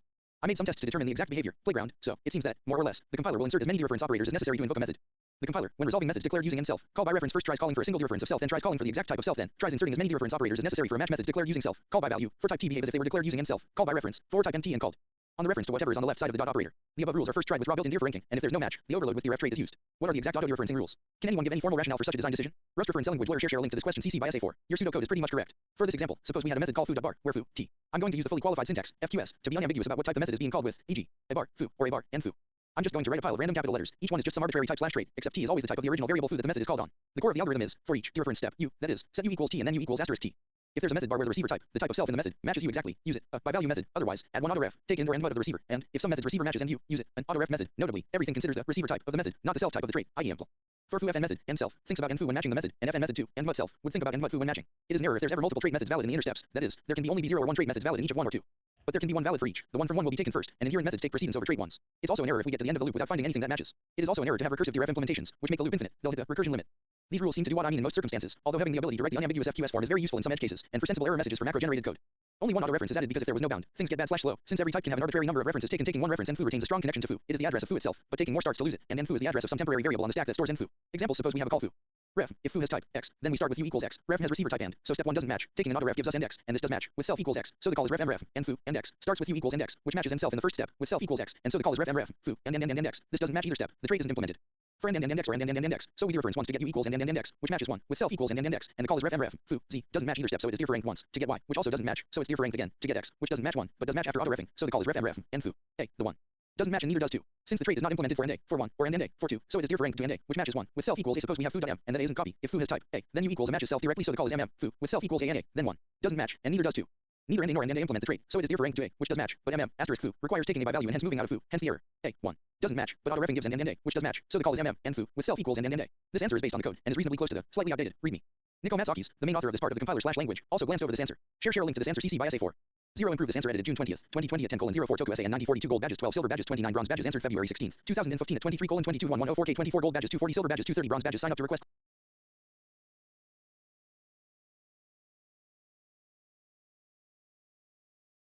Program prints 2. Here's the exact thing that happens. Explain from first principles like you're coming from C++ or any other language, and no Rust lifetimes but haven't seen trait and please on built-in/reference types yet. What the code actually does Rust because there is an impl, a trait for and, I32. The compiler says, I have a value of type and I32. There is a perfect match for the trait on exactly this type rightward arrow use the implementation that prints 2. The other impl trait for u32 is completely ignored here because the concrete type of x is no to 32. Why is this even allowed? Impl on built-ins and on references. Rust lets you write impl trait for some type for almost any some type, including primitive types like I32, U32, F64, bool, etc. Built-in reference types like nt and mut, nt, etc. string, vect, and any other type from the standard library. Your own types. The only restriction is the orphan rule, also called coherence. You can only implement a trait for a type if at least one of the following is true. The trait is defined in the current crate. Trait here is defined right above the impl, or the type is defined in the current crate. Because trait is yours, you are allowed to write impl trait for u32 and impl trait for end I32 even though u32 and end I32 are foreign built-in types. This is completely normal and idiomatic in Rust. Important, this does not change any existing behavior of u32 or end I32. References still work exactly as they always did. Assignment, moving, borrowing, dereferencing, asterisk x, auto-deref and method calls, etc. are unchanged. The impl only adds the method f, via the trait, to those types. It's like patching the type with extra behavior that you control. How the compiler sees the second impl Rust this line means, for every possible lifetime, a, the type and, I32, a shared reference to an I32 that lives at least a, implements the trait by providing this f method. The lifetime parameter is required because every reference in Rust has a lifetime attached to it. You can't write impl trait for end I32 without naming the lifetime. The compiler would complain. When you call x.f, x is type end I32, let's say end short I32 for whatever short lifetime the temporary lives. The compiler matches it exactly to the impl end I32, substituting. So this is what another thing that I was thinking about. Basically, if I understand what it's saying, I think it is incorrect on the actual, because it's saying that it's gonna call the other one, like the lifetime one, so that's not correct, I think. But if I understand what it's saying is that the implementation of this trait here for this built-in type is gonna extend the functionality of the type. So it makes it allows you to do more things with integers than you would by default. It's not changing it's not implementing what it means. It's not re-implementing the integer. It's just extending the capability that the integer has, or this type here has when you implement the trait, which allows other things to call a function from after assigning an integer. So this is very interesting as well, because it means that you could do like something for machine learning, for example, the neural networks.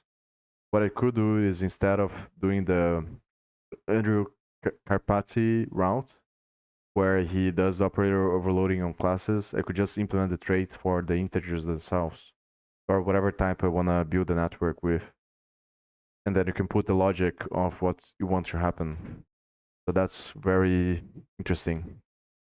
And another question that I have, which I want to clarify eventually, is what happens when you have multiple different traits that have the same function?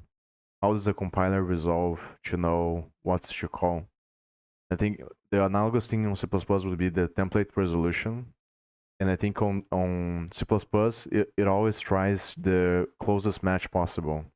So if you have multiple different templates that implement the same thing, then whatever you call a function that uses that template, or call class or whatever, depends on the situation, obviously. But the compiler is going to figure out, it's going to try first the one that has the closest type to the thing, and if it doesn't, then it defaults to the simpler one. Then you can do calculations using a compile time using only template resolution, because you put the base case as the simplest type possible, and then the other templates make it like a recursive call where it tries to match the simpler template until it gets to the base case.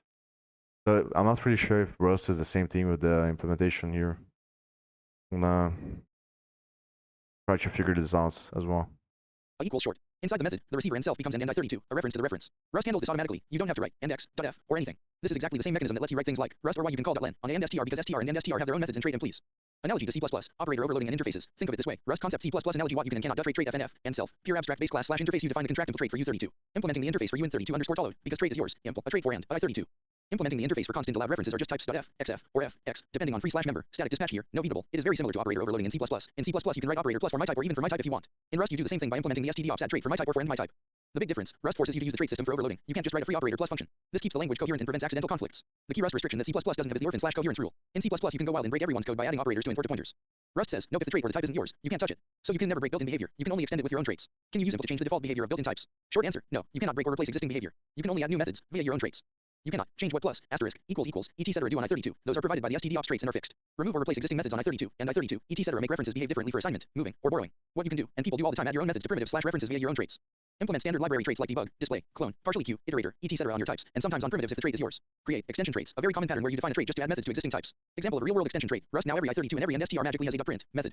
No built-in behavior was changed, we just added a new one. Why this quiz exists, this is teaching you one of Rust's superpowers. The type system is extremely flexible. References are not magical, pointer sugar, they are real, first-class types that you can implement traits on, just like any other type. Once you internalize this, you'll start seeing why Rust code often looks like it's extending the language with traits into, from, as ref, borrow, etc. The lifetime enum is the only advanced part here, everything else is just normal trait implementation. If you want, drop the next quiz or tell me if you want to see what would happen if both emplees were for I32 and end I32, ambiguity, how to make this use dynamic dispatch, dyn trait, or how this relates to the temporary lifetime quiz we looked at earlier. This stuff is exactly the kind of higher leverage concept you'll want to turn into custom Rustlings exercises later. Great question. Yes.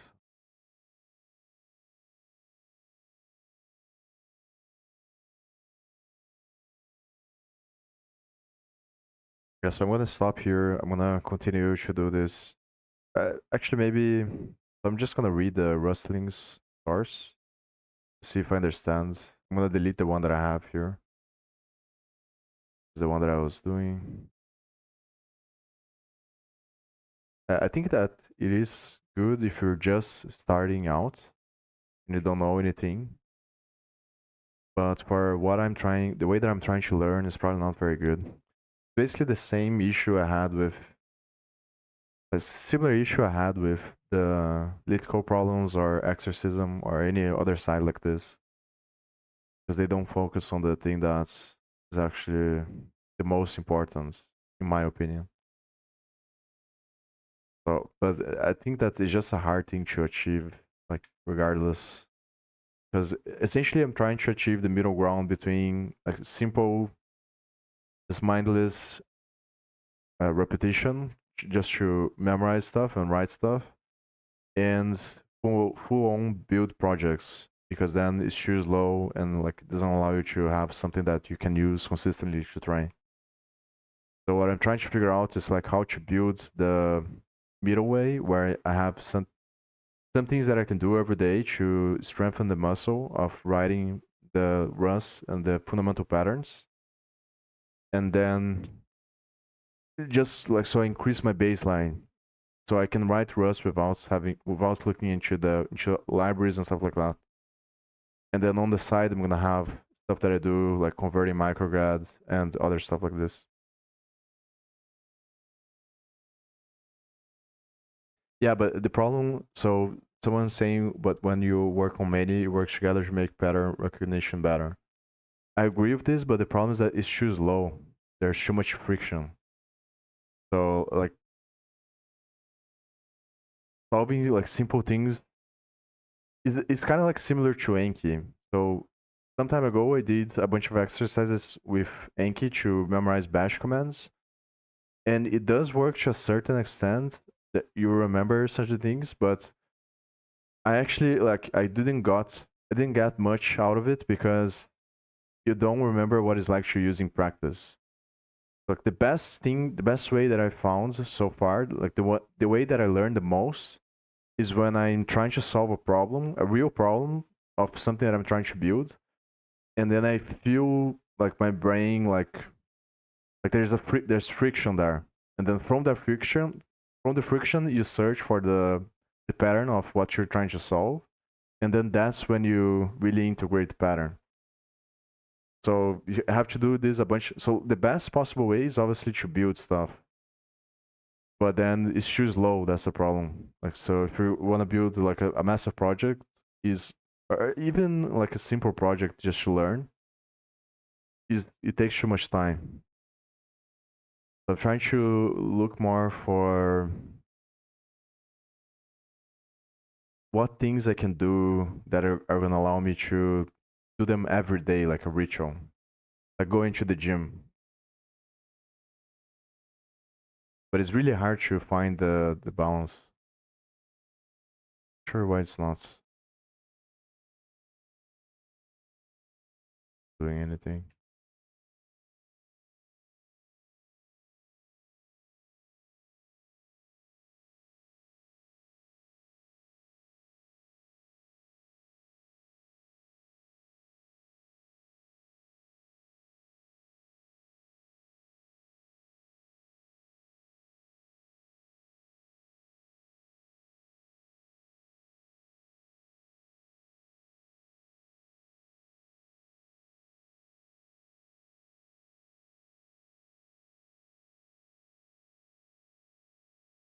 The other problem with building stuff is that you don't necessarily like it's low density as well, because this is another issue that I have. I still think I wasn't able to figure out how to do this. Like because usually when you're building stuff, you always default to the same pattern, but that doesn't mean that the pattern is the best thing to do. It's just the default you're used to. So the challenge is like how do you figure out what is the best possible pattern, and then you make sure you train that. So you always default to the best way possible. And I think that the only way to do this, and this is kind of the paradox, because in order to do that, you need to be able to be very good already. But since you're not very good, then how do you do that? Like you get stuck. It's one of those paradoxes.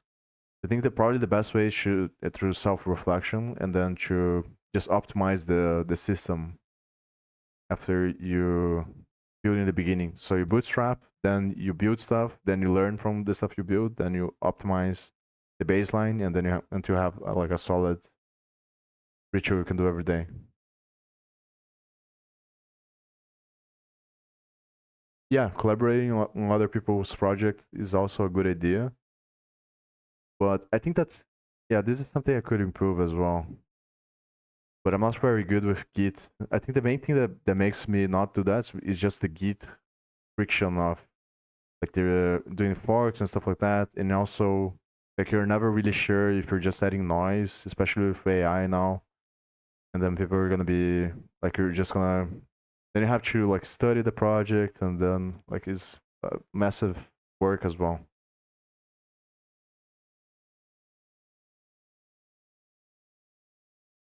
But yeah, reading libraries, this is another thing that I'm thinking about doing. I think it's probably the highest leverage thing you can do. Probably the thing that after I'm done building this like simple systems to do the ritual, the first thing I'm planning on doing is studying the Rust C compiler. Probably that's the highest leverage thing you can do, because then you automatically are gonna learn how the people that build the compiler think based on the decisions they made, and then you're also gonna learn like how the language perceives itself in a way. So things like pattern matching or macros or anything like that, or pointer conversions, you're gonna understand like how the actual compiler thinks. That's probably the highest leverage thing to do. And this re-implement core patterns is also a very nice idea.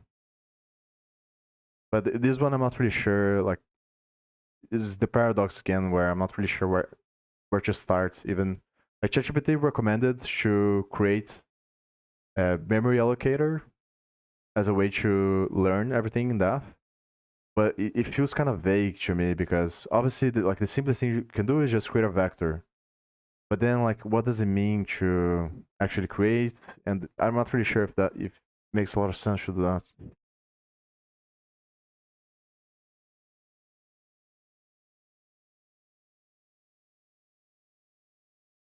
Yeah, I saw there's a very good uh, channel from another guy. I watched the video where he does that as well. I'm I'm almost done with this Hi playlist folks, here. welcome back Watched to like all of his videos. They're very good. So he did that on this video here, implementing parts of Git from scratch. That might be an interesting thing to do actually. I might try that. But it also may be too hard actually. So the main thing that I want to do first is convert micrograd, because the reason why I'm learning Rust is to build my own neural network. So build everything from scratch, so I don't rely on any libraries. So I think probably I'm gonna spend more time doing that instead of any other project, because then you kill two birds with one stone. So I'm not really sure, but Git is also very interesting because it is something that, like, yeah, it might be a very good idea actually, because then you become better with Git, and then you build, like you're basically achieving a bunch of things at the same time. That might be a good idea.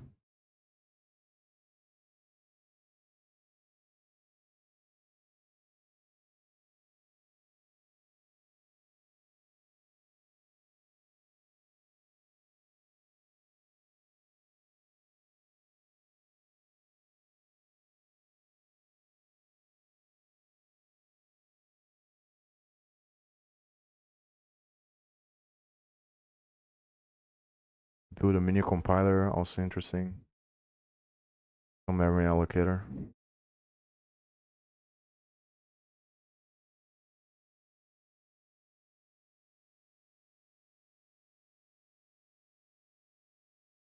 But the way that I'm thinking about, like, the way that I'm trying to structure things is to have basically what I'm doing now is like a small core system, which is basically the website with the quizzes, and then a variation of Rustlings. I think that's probably the best thing to do. So figure out how they did it, then I understand more how it works. Then like remove all the exercises they have, use LLMs to build core exercises around things that are confusing. I think probably the best idea is to use the ones that I wrote down there, because it's the ones that are more intuitive to me, the way that I think about. I don't think it's here. I think I should go over each topic here, because then like it's basically a system to train the automatic patterns you use all the time. This is usually gonna be, from my experience, you just have data, you loop over the data, then you either change the data or use the data to do something else. That's probably the most fundamental pattern. So I need to have like a bunch of variations of that. Then the other pattern would be to become very good at understanding how to manipulate the different built-in types, like strings, integers, floats, then obviously vectors and arrays for neural networks, and traits. Yeah, traits and structs. So how to like the nuances of that. Then the other one's gonna be references and ownership, which is very confusing as well. So I think that probably the highest leverage is to try to create simple things that I can do every day to memorize this. Not really memorize, but try to reconstruct the pattern. I think Rustlings is probably better for this. Then like this is gonna be like 20% where you can do consistently to use a spaced repetition and like increase the baseline. Then have another thread where I study the libraries that I'm gonna use, and then another thread where you build stuff. It's probably the best distribution. And then I think at first probably spend more time on this that I'm doing now. Then once the patterns are like a lot easier, then I convert more time to studying libraries. Probably yeah, so probably like 80% of the time now, or even 100% doing this. And once I become very good at this, then I spend like 80 or 100% doing or studying the Rust C compiler. That's probably the best thing to do. Then deviate the frequency to build more stuff. So Git probably it is a good thing, good idea. Probably Git and the memory allocator as ChatGPT said, and probably at first we're implementing everything from scratch, or yeah, implementing the basic patterns. Curators, smart pointers, that might be. But this one, I think I'm gonna have to use LLMs to do. That's probably what I'm gonna do. So use them to bootstrap to understand like what's ChatGPT meant by re-implement core patterns. And once I understand, then just becomes like a repetition thing.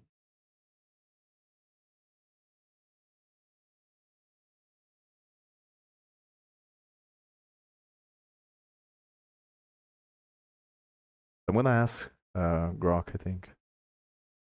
Or maybe actually I can ask.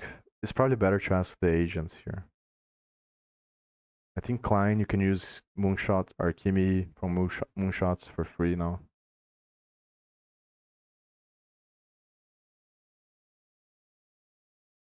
Usually they probably do this thing where when there's a new model, they allow you to use for free, so they get data so that they can benchmark the model, I think.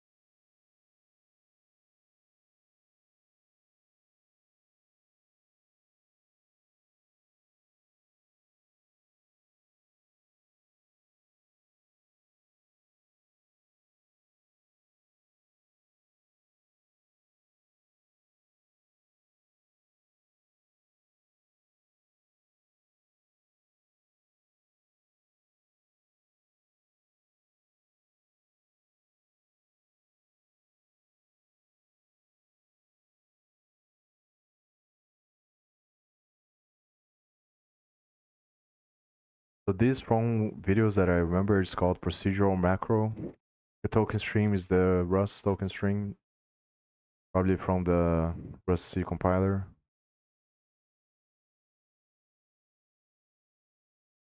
And then there's a common pattern that people use, I think.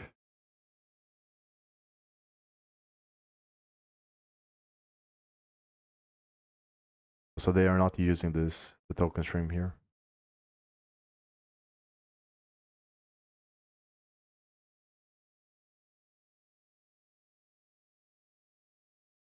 I could also look, instead of looking at the Rust compiler right away, I saw that on I think it's the official Rust foundation or whatever it's called. Yeah, Rustling here. They have the Rust analyzer as well. The Rust analyzer is probably just the Rust compiler, but only the front end part. That's probably a better idea than going straight into the Rust compiler right away.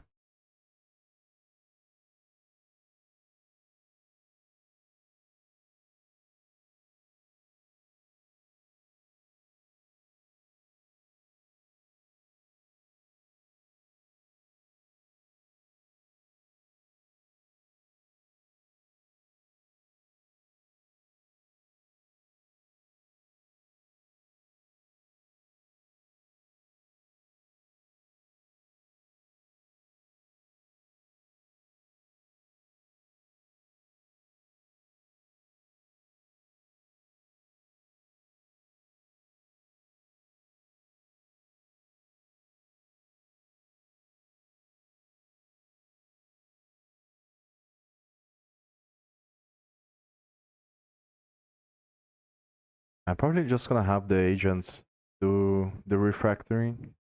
This is gonna be faster.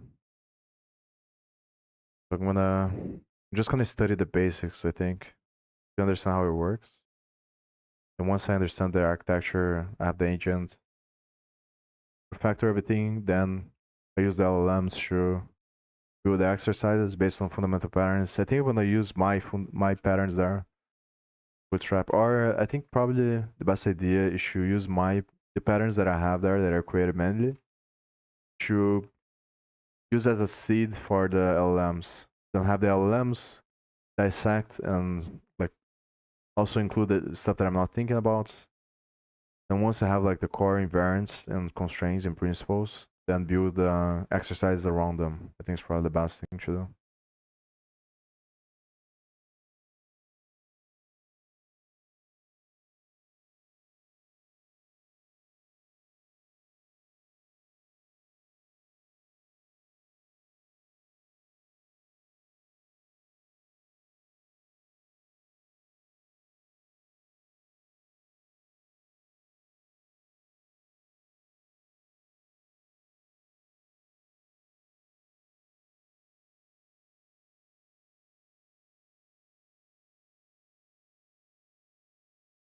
How deep? Um, hard is really hard to know actually, because the thing is, and I kind of had the same problem with other languages. Because it's hard to know because I spend a lot of time like passively learning stuff and also using the like agents and LLMs. So like it feels kind of weird because if I think about it, like if I'm gonna build everything from scratch, I don't think I can do it without looking at Google or something like that, or using LLMs to answer. But at the same time, I do have like a pretty decent idea of how everything works. So like I know the concepts and the principles a lot more than the nuances of the languages. So like in Rust, I would say that I know basically everything, like all the concepts and everything. I already looked at videos or like studied, so I understand how it works. But there are a lot of things that I still don't know, and I also don't know any of the libraries. Like when I watch the videos from the guy that I showed there, the John, I think, whatever you say this. Like I understand everything he's doing. It's not hard at all to Hi, folks. get. Welcome back to. But I wouldn't be able to build it myself, I think. So that's the problem. Yeah. So C++ is I think C++ I'm already like more familiar, but it's kind of roughly the same issue as well. And it's very hard to know like how to combat this or how to improve on this. But I would say Rust is pretty much the same thing. Like I understand everything, how everything works at a fundamental level. But if you ask me to build stuff from scratch, then it becomes very hard. But I think that this is just like an artifact of everything using libraries. So whatever you're gonna build, you're gonna use other people's libraries, and then you need to learn the API regardless. So like it doesn't matter that you know the language, you know the concepts. But I would say in C++ I'm a little bit better than Rust.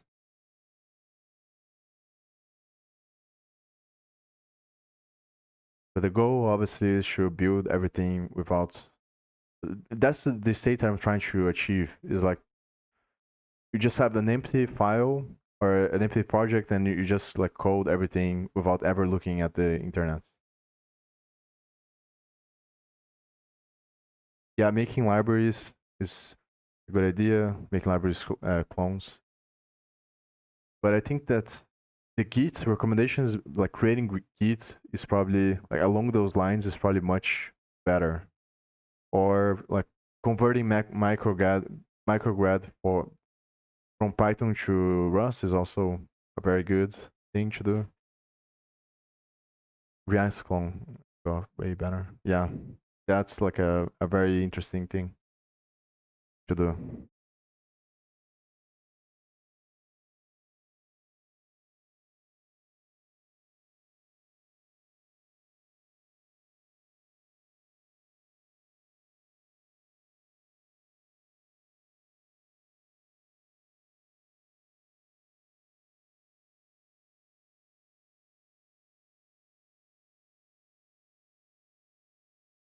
But then this is the thing, like that's the reason why I'm trying to do this stuff that doing now, which is this rustling variation or whatever. I think I'm gonna call black to glass the name of this. But the issue with that, like the entire reason why I'm doing this now is because I realized that like I'm very lazy by default, so I always default to the like most effective thing possible. And the issue is that we have agents now and LLMs, so the default option is to always offload the work to them. And this is the problem that I'm trying to fix because it's not that I can't build this stuff, is that the default thing that I'm gonna do is just ask the agent to build it and then I just refactor. But that's not what I want because then the more times you do that, the weaker you become and more dependent on the agent you become. So like there's a balance and that's what I'm trying to achieve. So I'm trying to like build a ritual that forces me to actually rebuild myself and then use the agent on top of that. So once you have the core foundation strong and you know everything, then you just use the agents, or even you don't use the agent at all. Because from my experience using agents so far is the same issue that like you can't control the entropy. The more times you use the agent, the worse the code base is going to become. Because by definition, an agent is a non-deterministic thing. So you're basically adding entropy every time you use the agent, and it becomes slower on the long run. The shorter on the short term is faster, but on the long term is worse, I think. But if you have very strong foundation, then you can use agents just to do the annoying work. That's what I'm trying to do, I think.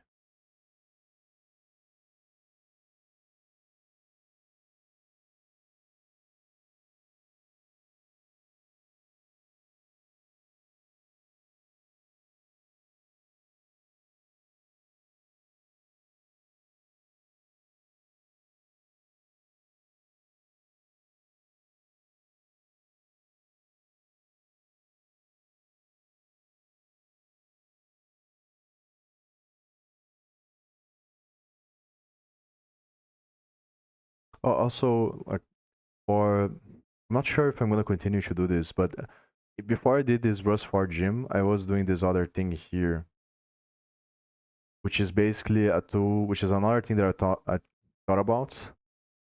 That's like the best way to learn is to actually destroy things.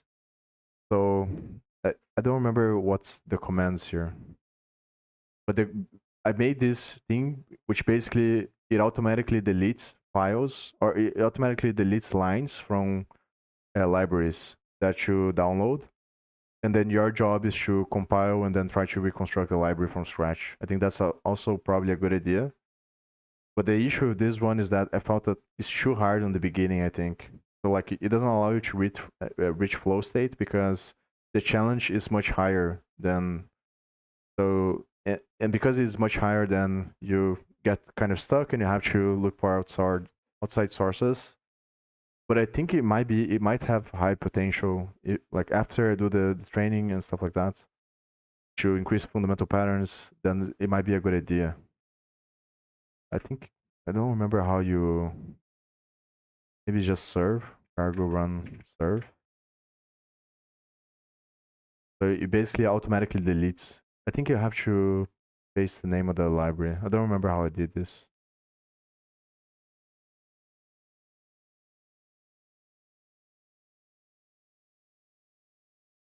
Agents are very addictive. Once you get a taste of how great it is, you can't stop. That's so clever. Yeah, and I think it's a fundamental pattern, like just with everything else. Because like in one way, it's very good. It's kind of like modern society as well. Like you can never have 100% because obviously a decision is already a sacrifice by definition.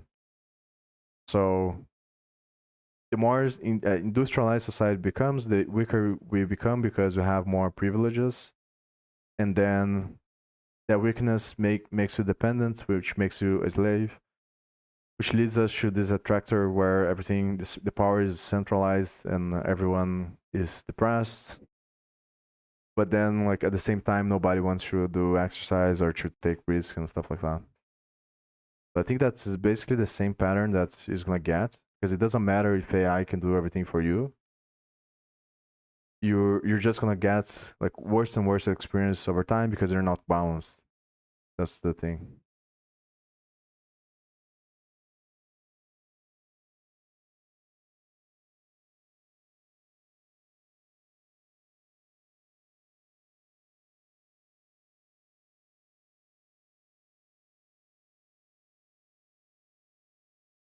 I'm looking at the wrong thing here.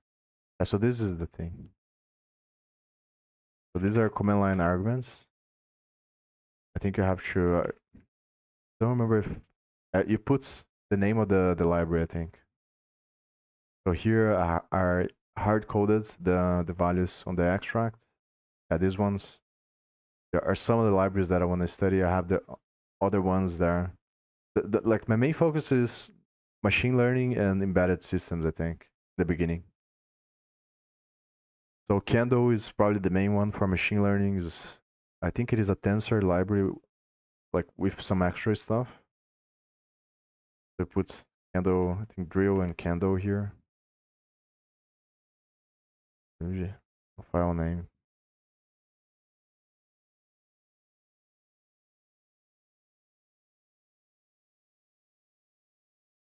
is file.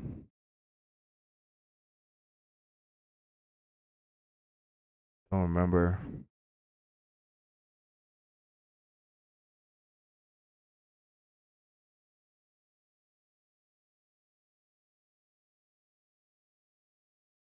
We'll have to put the name of the specific file, I think.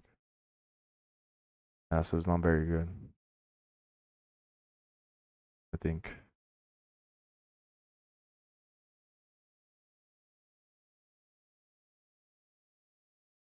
Also don't remember what's here. Yeah, Farshka. Yeah, so this is the place where it's currently putting the repos. But I don't think. Maybe if I look into the history of commands.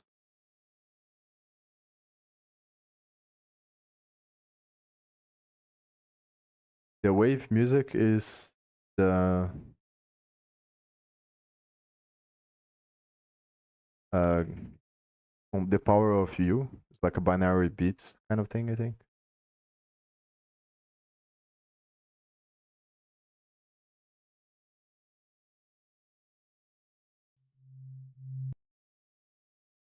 I think it is this one.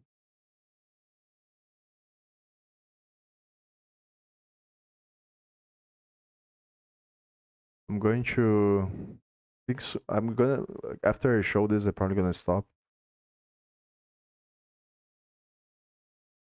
I want to see if I can find a command to run this because I forgot. But I think you need to pass the name and then pass the file. And basically what it does is delete some lines of the files and replace it with a macro. Then you have to reconstruct. But I'm not sure if it's good or not to do this. Maybe after I do this first, this foundation of training exercises, I'll focus on improving this other one. But I think probably not. It's probably better to use Rustlings, like the variation of Rustlings, and then you study libraries that exist. Probably the Rust compiler first. Then once you do that, and probably I'm gonna build stuff on the side as well. Like do all three at the same time. It's probably the best thing to do. So build stuff, study libraries, and then do like consistent exercise every day.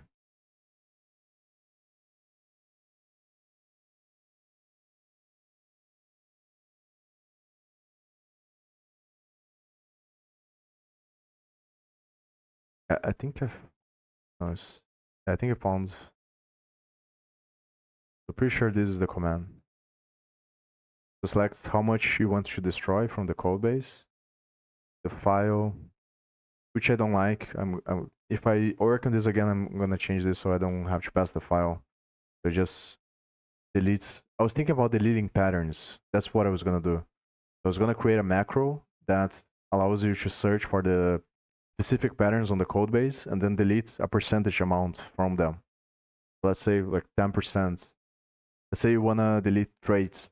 So you delete 10% of the traits on a library you wanna study, and then you try to compile the library again over and over until you figure out, and then you compare.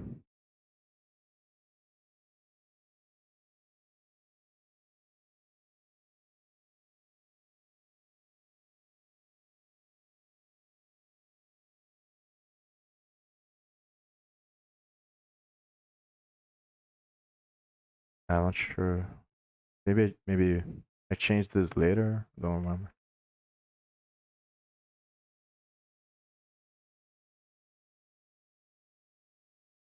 It's not working now. I think I changed some things here.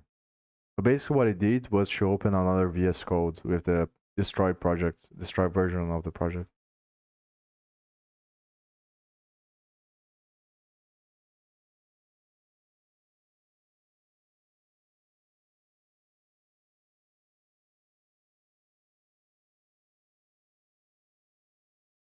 It says that it was one function destroy, but it didn't open.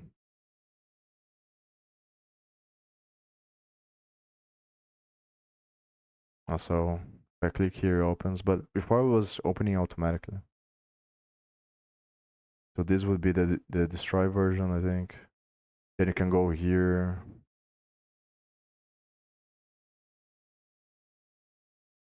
And you can look into you see the answer of what was destroyed. And maybe someone out there does something like this eventually. Because that might be interesting to learn. I'm gonna stop streaming here now. So I'm gonna try off stream. I'm gonna try to do this, change the Rustlings source, and then implement my own exercises. Then after that, I'm probably gonna study the Rust C compiler or the Rust analyzer to understand how it works under the hood, and then probably doing parallel as well to convert the micrograd from Python, which is the Andrew Karpathy playlist for neural networks. I'm gonna try to convert that into Rust, which I think is also gonna be a good thing to train. So yeah, see you next time.